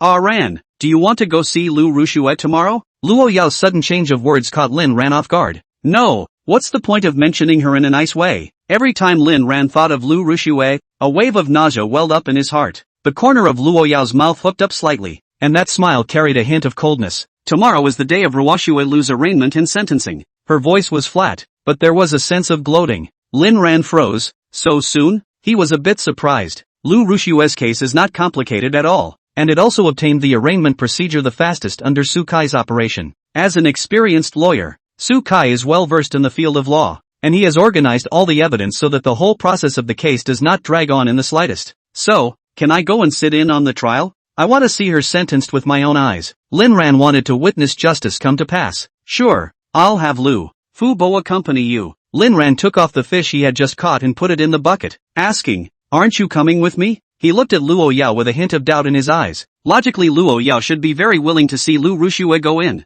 I'll pass. I'm afraid I won't be able to resist crunching her on the spot. Luo Yao's eyes narrowed. For the time being, let Lu Rushue accept the punishment of the law, and then make her even more miserable in her own way when she had the chance. If Lin Ran remembered correctly, this was the first time Luo Yao was relieved that she was going to see Lu Rushue alone. In the past, Luo Yao was always wary of Lu Rushue, afraid that she would make any more unfavorable moves against Lin Ran. More accurately, she was afraid that Lin Ran would have any special thoughts about her. And this time, she was willing to let Lin Ran go alone. Okay, I'll go see where she ends up. Lin Ran was ready to face the man who had caused him countless pain. Ran, I caught a fish. Help someone else. Soon a diver was hooked up. Miss Lin Xiao, I'm sorry I was wrong. You guys yanked too hard. You really didn't break free. The duo had a great time this weekend, and as Monday rolled around, Lin Ran made his way to the courthouse and met Su Kai here. The stately building of the court stood there, with white marble columns looking particularly solemn, and the coat of arms at the entrance gleaming in the sunlight, giving a feeling of solemnity. Su Lu, long time no see. Lin Ran smiled and greeted Su Kai, who looked exceptionally spirited in a proper suit. Long time no see. Young Lin, why did you come by yourself today? He looked at Lin Ran with some confusion, a hint of inquiry in his eyes. He was also wondering why Luo Yao was relieved that Lin Ran was here to meet Lu Rushue. In his impression, Luo Yao's protection of Lin Ran was almost flawless. Lin Ran revealed a natural smile. It's nothing, my daughter-in-law has work to do. Let's go in then, Su Kai said, leading Lin Ran into the courtroom. Entering the courtroom, the rows of seats were neatly arranged, and some people were already seated in the gallery. Lin ran and found a seat and waited for the trial to begin. An air of solemnity pervaded the courtroom, and everyone talked in lowered voices, as if afraid of disturbing the solemnity. The wait didn't take long for Ruoshue Lu's case to begin. Chapter 222. Chapter 222. With Lu Rushue's appearance, the entire courtroom's attention was drawn to it. Lu Rushue was wearing a prison uniform and her hair was a bit messy, but you could still see how beautiful she once was. She saw Lin Ran at the first glance, and a trace of surprise instantly flashed in her eyes before she flashed a very shy smile at Lin Ran, a smile that was as ambiguous as when she had once pampered Lin Ran on campus. Lin Ran had a vicious chill, and a wave of disgust welled up in his heart. He thought to himself, how can you laugh when you're the one going in? And what do you mean you're smiling at yourself? Did you think I'd like you? So Lin Ran stood up and yelled out, Ryu Rushue, you need to get back to Gotham City. Batman said he's not going to arrest you. All staff, may I have the attention of the hearing officer? Lin Xiao? That. Please ask the hearing officer to sit down. Luckily, I saw the other guy's face in time to save my job. Lu Rushue's entire body froze, but then relented. Brother Lin Ran must be doing this so that he won't be seen by the people of Luoyao that he still loves me. Brother Lin Ran was so sad. Lu Rushue really cried to death. The trial site, Lu Rushue confessed to the criminal facts prosecuted by the prosecution. She hung her head down. Her voice was very soft, but every word echoed in the courtroom. Hoani's parents were sitting in the plaintiff's seat, and when they heard Ruoshue Lu's guilty plea, they cried, and it was as if the cries of grief were going to drown out the entire courtroom. Their eyes were filled with hatred and pain, and they were close to pouncing on the spot and tearing Lu Rushue apart. In their eyes, Lu Rushue was a demon that took their child's life. No matter how hateful the person is, he or she will always be a good child in the eyes of the parents, who can't accept that their child is gone, much less that the murderer is standing right in front of them. In the end, under Sukai's argument, Lu Rushue was sentenced to 16 years of immediate execution, and Ruoshue Lu pleaded guilty to no further appeal. Lin Ran sighed in relief on the spot, his body relaxing slightly as a hint of pleasure flashed in his eyes. Seeing Lin Ran's expression, Lu Rushue thought that Lin Ran was sure he could save her, and she let go of her heart, revealing another smile to Lin Ran. Unfortunately, the bruises and pallor on her face from her 2 days of torture in the detention center made her smile look more hideous than crying. Lin Ran was dumbfounded. "No, you're sick. What are you always smiling at old me for?" He couldn't help but curse in a low voice, his heart's distaste for Lu Rushue increasing a few more points. When Lu Rushue was taken away, Sukai walked over to Lin Ran with the contents of Lu Rushue's verdict. "Mr. Lin, Lu Rushue is finished this time. 16 years, her youth will be spent inside." Lin Ran also revealed a look of emotion. He looked at the direction that Lu Rushue had left in. His heart was filled with thoughts. Lu Rushue, this is all your own doing. Think of how much he loved you in the beginning. In order to you, he can pay everything. But you have done what? You use all kinds of means to yourself. Let him suffer in the feelings of torture. Has been hanging him, so that he wandered between love and hate. These are also even so. The last you also united Lu Yume and Lin Jian killed himself. That is his life cannot forget the pain. Your present suffering is the result of the sins you once committed. It turns out that endings really can be changed. And justice will come after all. Lin Ran didn't have any sympathy for Lu Rushue's ending. All he had was a well-deserved coolness. If one is still intolerant of this one's enemy, what's the difference between that and being a saintly mother? However, the current Lu Rushue wasn't as miserable as her last life, which still made Lin Ran more or less lose his mind. He secretly vowed that the day Lu Rushue was released, he'd still find a way to send her somewhere more fun and make her pay a heavier price for what she'd done. But that was for later yet. Lin Ran left the courthouse, and Lu Rushue was escorted to the first women's prison on the outskirts of the city at the same time. The escorting car sped down the highway, the scenery outside the window quickly skimming backward, just like Lu Rushue's lost freedom. As the car slowly started, Lu Rushue finally reached the prison that was a woman's fear. The tall courtyard wall of the prison looked eerie in the sunlight, and the black iron gate was closed tightly, as if it were a huge mouth that would devour all who entered. Looking at the lofty and towering courtyard wall, Lu Rushue finally started to get scared. Her body trembled slightly, and her eyes were filled with fear, as if the door in front of her walked in and there was no possibility of coming out again.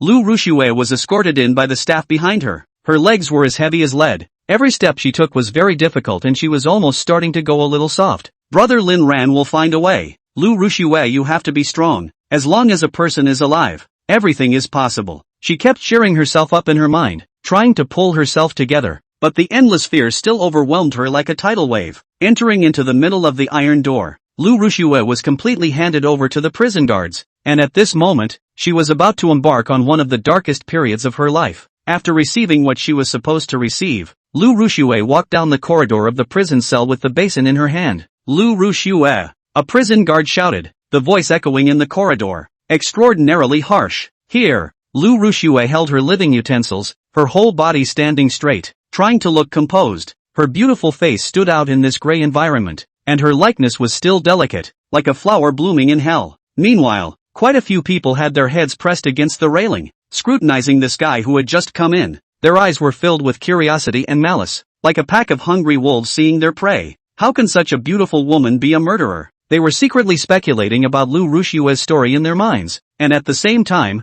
they were also calculating how to treat her, when she hadn't even arrived. The boss here had already instructed that this girl named Lu Rushue must be educated properly. We all know what the word education means here. It was a brutal torture, a double blow to dignity and body. So many greedy eyes were looking at her, and some looked at her with pity, which was tinged with a hint of schadenfreude. Everyone knew that starting tonight, this girl was going to have bad luck. This is your place. The guard pointed to an iron door next to him. Inside, there's a code of living posted on the wall. Everything must follow the rules. Got it? The prison guard's voice was harsh and devoid of emotion. Yes. Lu Rushue raised her steps and walked into the cell, her every move emphasizing her noble nature. Chapter 223. Chapter 223. She tried to maintain her dignity, not wanting to show weakness in front of these people. Did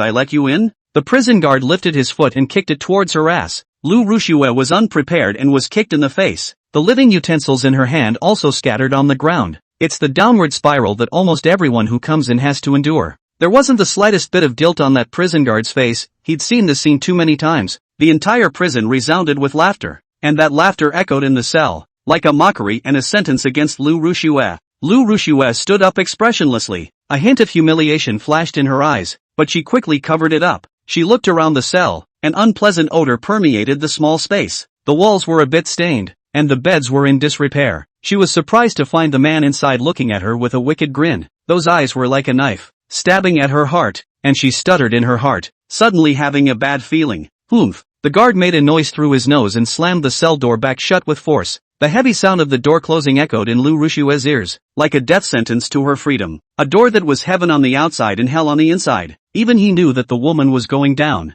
and he'd long since become accustomed to it. Seen it all. After the prison guards left, Lu Rushue first bowed. Please take care of me when I first arrive. She tried to diffuse some of the hostility with politeness, but she didn't realize that politeness was the most useless thing here. Care? No problem. A stalwart-faced woman in the corner stood up, tall and muscular, with a fierce gleam in her eyes that didn't resemble a woman at all. She walked to Lu Ruashue's body, and first raised her hand and threw her a slap. The power of that slap was so great that Lu Ruashue's face instantly became red and swollen. The woman laughed. Kyoto University's schoolgirl? Her voice was full of mockery. Hearing this, Lu Rushue straightened her back and said in a proud tone, "It's me." She didn't want to show weakness in front of these people, even though she knew it might get her into more trouble. The woman slammed her fist onto her nose, and Lu Rushue's body flew out backwards, falling onto the concrete floor. Her nose was bleeding and the pain made her almost faint. "Here, you're nothing." The woman took off her prison uniform and pointed down, an extremely insulting gesture. "Just do as you're told and I'll take good care of you.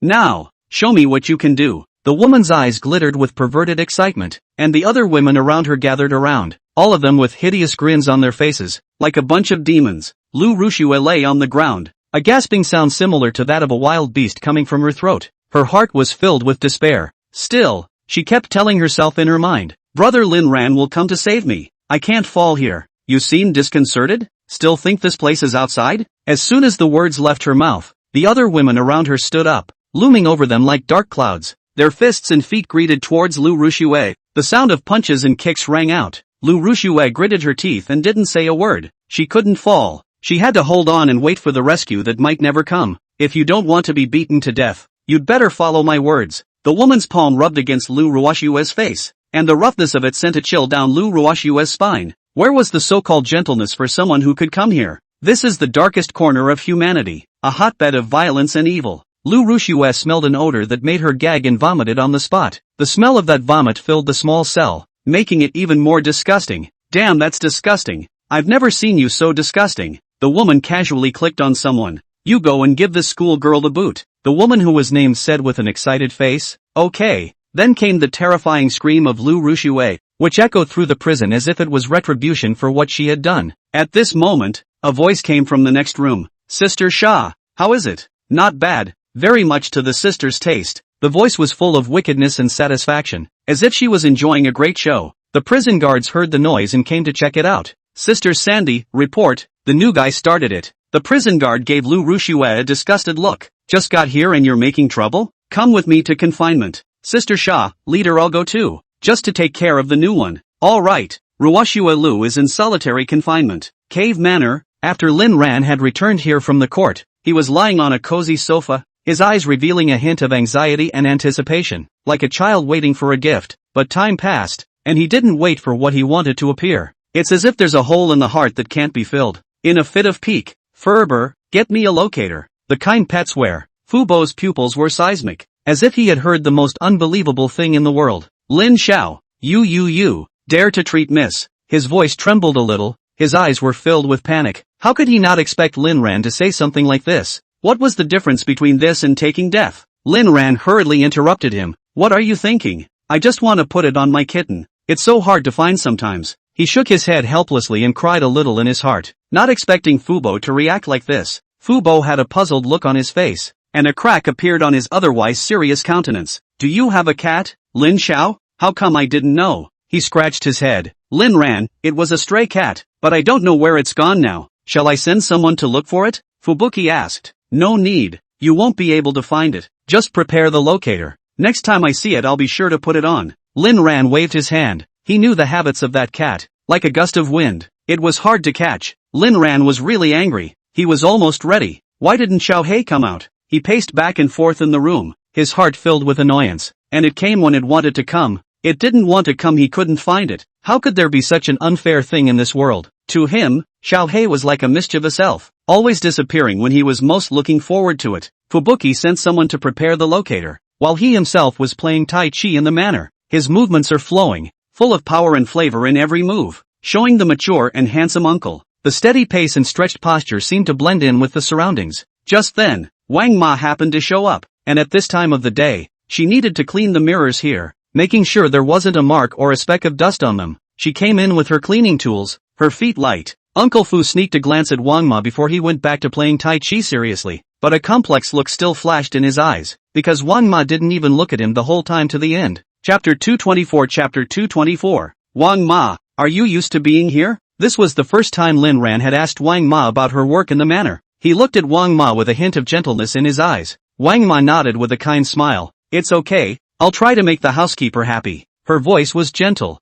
but the words she uttered caused Lin Ran and Fu Bo to freeze at the same time. Shouldn't we say to the satisfaction of the host family? A trace of doubt welled up in Lin Ran's heart as he felt that there was something in Wang Ma's words. He gave Fu Bo a strange look, and Fu Bo scratched his head in embarrassment, cursing the old green tea whore in his heart. He knew that Wang Ma's words were deliberately said to him, and there seemed to be some unknown contradictions hidden in this. Lin Ran didn't say anything more. Working at the manor meant that he had to satisfy Fu Bo, and that was considered a rule. He also knew that Uncle Fu and Wang Ma must have a story, but neither of them said anything, so Lin Ran couldn't ask. He wasn't the kind of person who had a melon to eat. He respected everyone's privacy and didn't want to interfere too much with these delicate relationships on the estate. Okay, if there's anything you need, just talk to Uncle Fu. You don't look at the old man's serious face at the usual end, but he's actually a good person. Lin Ran smiled and said he hoped the atmosphere on the estate would remain harmonious. At Lin Ran's words, Fu Bo's entire body revealed a touched look, so he was a good person in young Lin's eyes. A warm current welled up in his heart, and he looked at Lin Ran with even more affection. Wang Ma, I know, Uncle Fu was a good man. Her tone was flat, but a trace of imperceptible strangeness flashed in her eyes. Fu Bo. He was a bit speechless, not knowing how to respond to Wang Ma's words. Enough talk, it's almost time. I'm going to prepare the meal, Lin Ran said, walking towards the kitchen. He knew that food could ease some of his emotions, and he wanted to prepare a delicious meal for Luo Yao. Uncle Fu actually wanted to stop Lin Ran. In such a way the cooks in the house were getting rusty. But once he thought of Lin Ran being able to make Luo Yao have enough to eat, he closed his mouth again. After a while, Luo Yao returned. Her figure appeared at the entrance of the manor like a beautiful scenery line. Seeing Lin Ran busy in the kitchen, an unexplained feeling of happiness came over him. It was a feeling of home. Ran, Yao Yao is back. Wait a moment, I'm almost done with dinner. Lin Ran heard Luo Yao's voice and turned his head, revealing a warm smile. This kind of plain and happy days, Luo Yao wished to maintain it forever. Every day she was responsible for earning money to support her family, and Lin Ran was responsible for cooking and feeding her. This kind of life was an achievable dream for her. Reaching out and hugging Lin Ran from behind, Luo Yao felt Lin Ran's body heat. Ran, how does it feel to see Rushue Lu today? She asked softly, a hint of curiosity flickering in her eyes. Lin Ran frowned and said, it feels like I've seen a load of, but I'm still somewhat satisfied with her ending, but not particularly. A flicker of disgust flashed in his eyes. The thought of Lu Rushue made him feel sick, but he didn't feel like it was enough of a relief for her sentence. Luo Yao was silent for an instant and spoke again. Actually, I arranged for someone to deal with Lu Rushue in the prison on the outskirts of the city. Oh Ran, you won't blame me, right? She looked at Lin Ran with some concern. She didn't want to make Lin Ran have a bad impression of her because of this incident. Lin Ran's eyes widened in surprise as he looked at Luo Yao. How could I blame you? You're practically a worm in my stomach, doing things I want to do but can't afford to do. His eyes flashed with excitement, and in his heart, he was very much in favor of Luo Yao's approach. Luo Yao was satisfied with Lin Ran's attitude and rewarded him with a passionate kiss. The kiss was passionate and sweet, as if time had stopped at this moment. After being reborn, Lin Ran could feel that Luo Yao was no longer the same as before. The specific thing that was different was her personality. In the past, Luo Yao, ruthless and crazy, criticized, cold and perverted. All the adjectives of heartless people can be placed on her. She is like a rose with thorns, beautiful but people do not dare to approach. Now Luo Yao, more cute and playful, tenderness and attachment. So does Ran like what I've done with these? Of course I like it. Yo, I think you can be as you are now for the rest of your life. Lin Ran looked at Luo Yao, his eyes filled with love. So if I change, will you still like me? Lin Ran looked at Luo Yao and made a serious promise, regardless of the mold. You do not leave. His eyes were firm, his voice steady, and it was a vow from the heart. In this world, what can melt the heart is often the heart. In addition, money and power also have this effect, just not as long as the hearts of people. In this world of materialism and desire, true affection is the most precious thing. Throughout the night, Lin Ran didn't hear any cat calls either. He lay on his bed, tossing and turning, with Blackie on his mind. Sometimes he really wanted to call the police. He just didn't know if Uncle Hat was responsible for helping him find the cat. Early the next morning, Lin Ran was still asleep when the phone suddenly rang. He picked it up in a daze and frowned. It's not good for Lin Xiao. Lin Tianba came to make trouble at Su Ran Group, and he's even on a live stream, insisting that our property is a tofu dreg project. The voice on the other end of the line was anxious, as if the sky was falling. Lin Ran frowned. He had gotten everything ready himself. And you end up giving me this when I'm about to meet the little black cat. A pang of annoyance ran through him. So is it or isn't it? Don't worry, Lin Xiao. Our Lin Yuan Xingjing project was established with the intention of being taken as a benchmark for the Su Ran Group. It must be made of real materials. The person on the other end of the phone hurriedly explained. Lin Ran was slightly relieved. It seems like it's time to give Lin Tianba some color. A hint of viciousness flashed through his eyes. Lin Tianba's behavior like this had already touched his bottom line. Alright, I'll go over now. Wait for me. Lin Ran finished speaking and hung up. Uncle Fu, Lin Xiao, going out on an errand? When he saw Lin Ran's expression, he knew that something had happened. Yes, call all the bodyguards on the estate and follow me. Lin Ran knew that he didn't have much force value and could only rely on the people around him, which was called borrowing strength. At such a critical moment, he needed enough strength to deal with the dangers that might arise. Although a dog scum like Lin Wangba shouldn't be any danger to himself. Chapter 225. Chapter 225. The convoy drove out of the manor, that one luxurious car shining in the sunlight, heading towards the Su Ran Group. When he came here, Lin Tianba was live streaming on his cell phone and was dressed very appropriately. He was wearing an expensive suit. His hair was meticulously combed, and he had a false smile on his face, trying to create an image of justice. I'm the former chairman of the Su Ran Group. Su Ran Group kicked me out now. It's because I'm going to let them build the Lin Yuan Xingjing sturdier. As a result, I was kicked out by my own son in conjunction with the other shareholders. Lin Ran seems to be kind, but in actuality, he's a black-hearted capitalist. His voice was loud, spreading through the live broadcast to the ears of countless people, his eyes glittering with smugness, as if he had already seen Lin Ran's defeat. Lin Ran snorted. Lin Tianba really has the nerve to say this. In fact, Lin Tianba himself knew that this did not pose much of a threat to Lin Ran. After all, he himself was all just a random mouth high. His purpose was still to lure Lin Ran into appearing, preferably to help him pay off his debt out of fear that he would trouble the Su Ran Group. He was gambling that Lin Ran would compromise for the sake of the group's reputation. Suddenly, a handsome-to-the-core face appeared in his phone screen, and Lin Tianba was instantly shocked when he brought his head closer to his phone to take a look. He didn't expect Lin Ran to show up so quickly and didn't seem flustered at all. Turning back, there you are, son. I told you we must have a conscience in business. Lin Tianba pretended to be a loving father. Lin Ran directly had someone put Lin Tianba under control, and he himself was looking at the pop-ups on his phone. It was really unpleasant, cursing everything. Lin Ran revealed a mouthful of large white teeth. Ha ha. Sorry, you won't be able to see the live broadcast because the next image, it's going to be a bit more terrifying. His tone was a bit flirtatious, but a hint of coldness flashed in his eyes. As for your question about whether our property is a tofu dreg project, I can answer you responsibly even if it is a tofu dreg project. You don't need to pay for it, so I'll wash your hands of it. Afterwards I will directly call the police. If it is really tofu dregs, I naturally go in. If it's not, you guys get it. His voice was steady and strong, and it traveled through the broadcast. The pop-up screen instantly fell silent. Those who had been crazily abusive were subdued by Lin Ran's words, and they began to think about the meaning of Lin Ran's words, and the atmosphere of the entire webcasting room became a bit bizarre. The last time netizens slandered Lin Ran being sent lawyers' letters one by Luo Yao instantly came to everyone's mind. That scene seemed to be right in front of her eyes. Luo Yao was like an enraged lioness. Those who received the lawyer's letter were all scared, and the entire online world was shocked by this powerful momentum. As a result, a large portion of the water friends in the live broadcast room were instantly missing. They were like a flock of frightened birds, scattering in all directions. The original lively and noisy live broadcasting room became cold and clear all of a sudden, leaving only Lin Tianba still in front of the camera, looking a bit overwhelmed. Lin Ran closed the live stream and looked at Lin Tianba expressionlessly. His eyes were like cold blades, piercing straight into Lin Tianba, making people shudder. Old itchy skin again lately?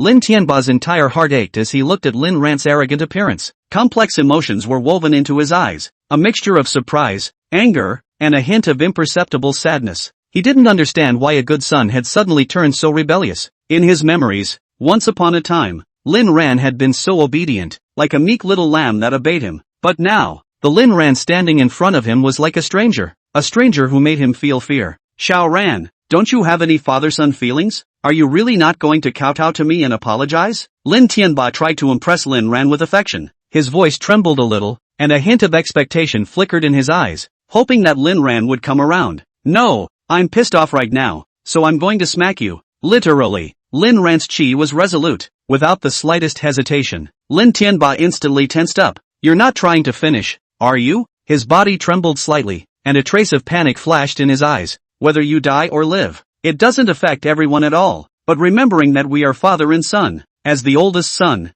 I won't really whip you to death. After all, killing is against the law. Lin Ran's words were like an icy judgment, and there was not a trace of pity in his eyes. Afterward, Lin Ran once again transformed into a loving father and taught Lin Tianba a lesson, and it was in front of all the employees of the Saran Group. His movements were forceful and decisive, each stroke carrying the love he had for his son, not caring about the stares of the people around them or whether someone will film it and post it on the internet. In his opinion, if he can't have a good time in his new life, then he has lived in vain. Internal friction only makes you crazy, and that's better than making someone else crazy. Ah, you little. Lin Tianba's miserable screams echoed in the air, his body trembling under Lin Ran's thrashing. Lin Ran scolded while smoking. Still dare to scold, right? Small right? I think you really are a walnut, not enough beatings. There was no pause in the movements of his hands. After the exercise, Lin Ran rubbed his somewhat sore arm and suddenly frowned. That's not right. Why are you still in the mood to be here? He looked at Lin Tianba with doubt in his eyes. Lin Tianba didn't understand what exactly Lin Ran's words meant. He lay on the ground in a sorry state,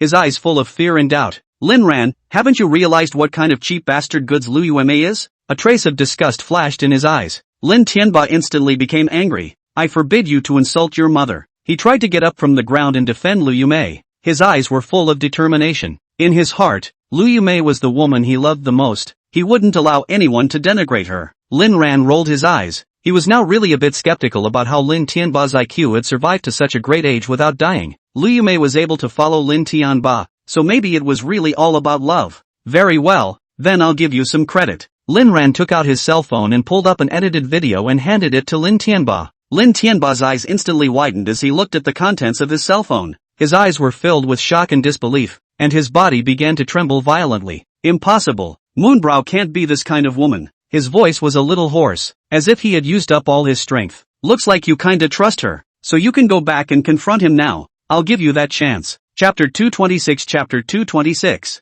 The corners of Lin Ran's mouth rose slightly, revealing a mocking smile. Lin Tianba stood up and just wanted to leave when Lin Ran stopped him. I haven't finished smoking yet. Who told you to leave? His eyes revealed a hint of majesty, not allowing Lin Tianba to resist. Lin Tianba, huh? Didn't you just smoke for half a day? He looked at Lin Ran with some horror, wondering what else Lin Ran was going to do to him. Lin Ran had someone hold Lin Tianba down, and with an expressionless face, he continued to show his violent side, and even the battle-hardened bodyguards around him began to lower their heads. They looked at Lin Ran's actions with some surprise in their hearts. Why did it feel like Lin Xiao had changed more and more recently? Before too long like this, he would probably become a little devil that people were afraid of, right? Lin Ran smoked it before telling Lin Tianba to get lost, and that's when Cotter Brew asked Lin Ran, Young Lin, what about those contents that Lin Tianba passed around on the internet? He looked at Lin Ran with a hint of worry in his eyes. Lin Ran do not need to do. You send a statement. Tell everyone, Su Ran Real Estate House.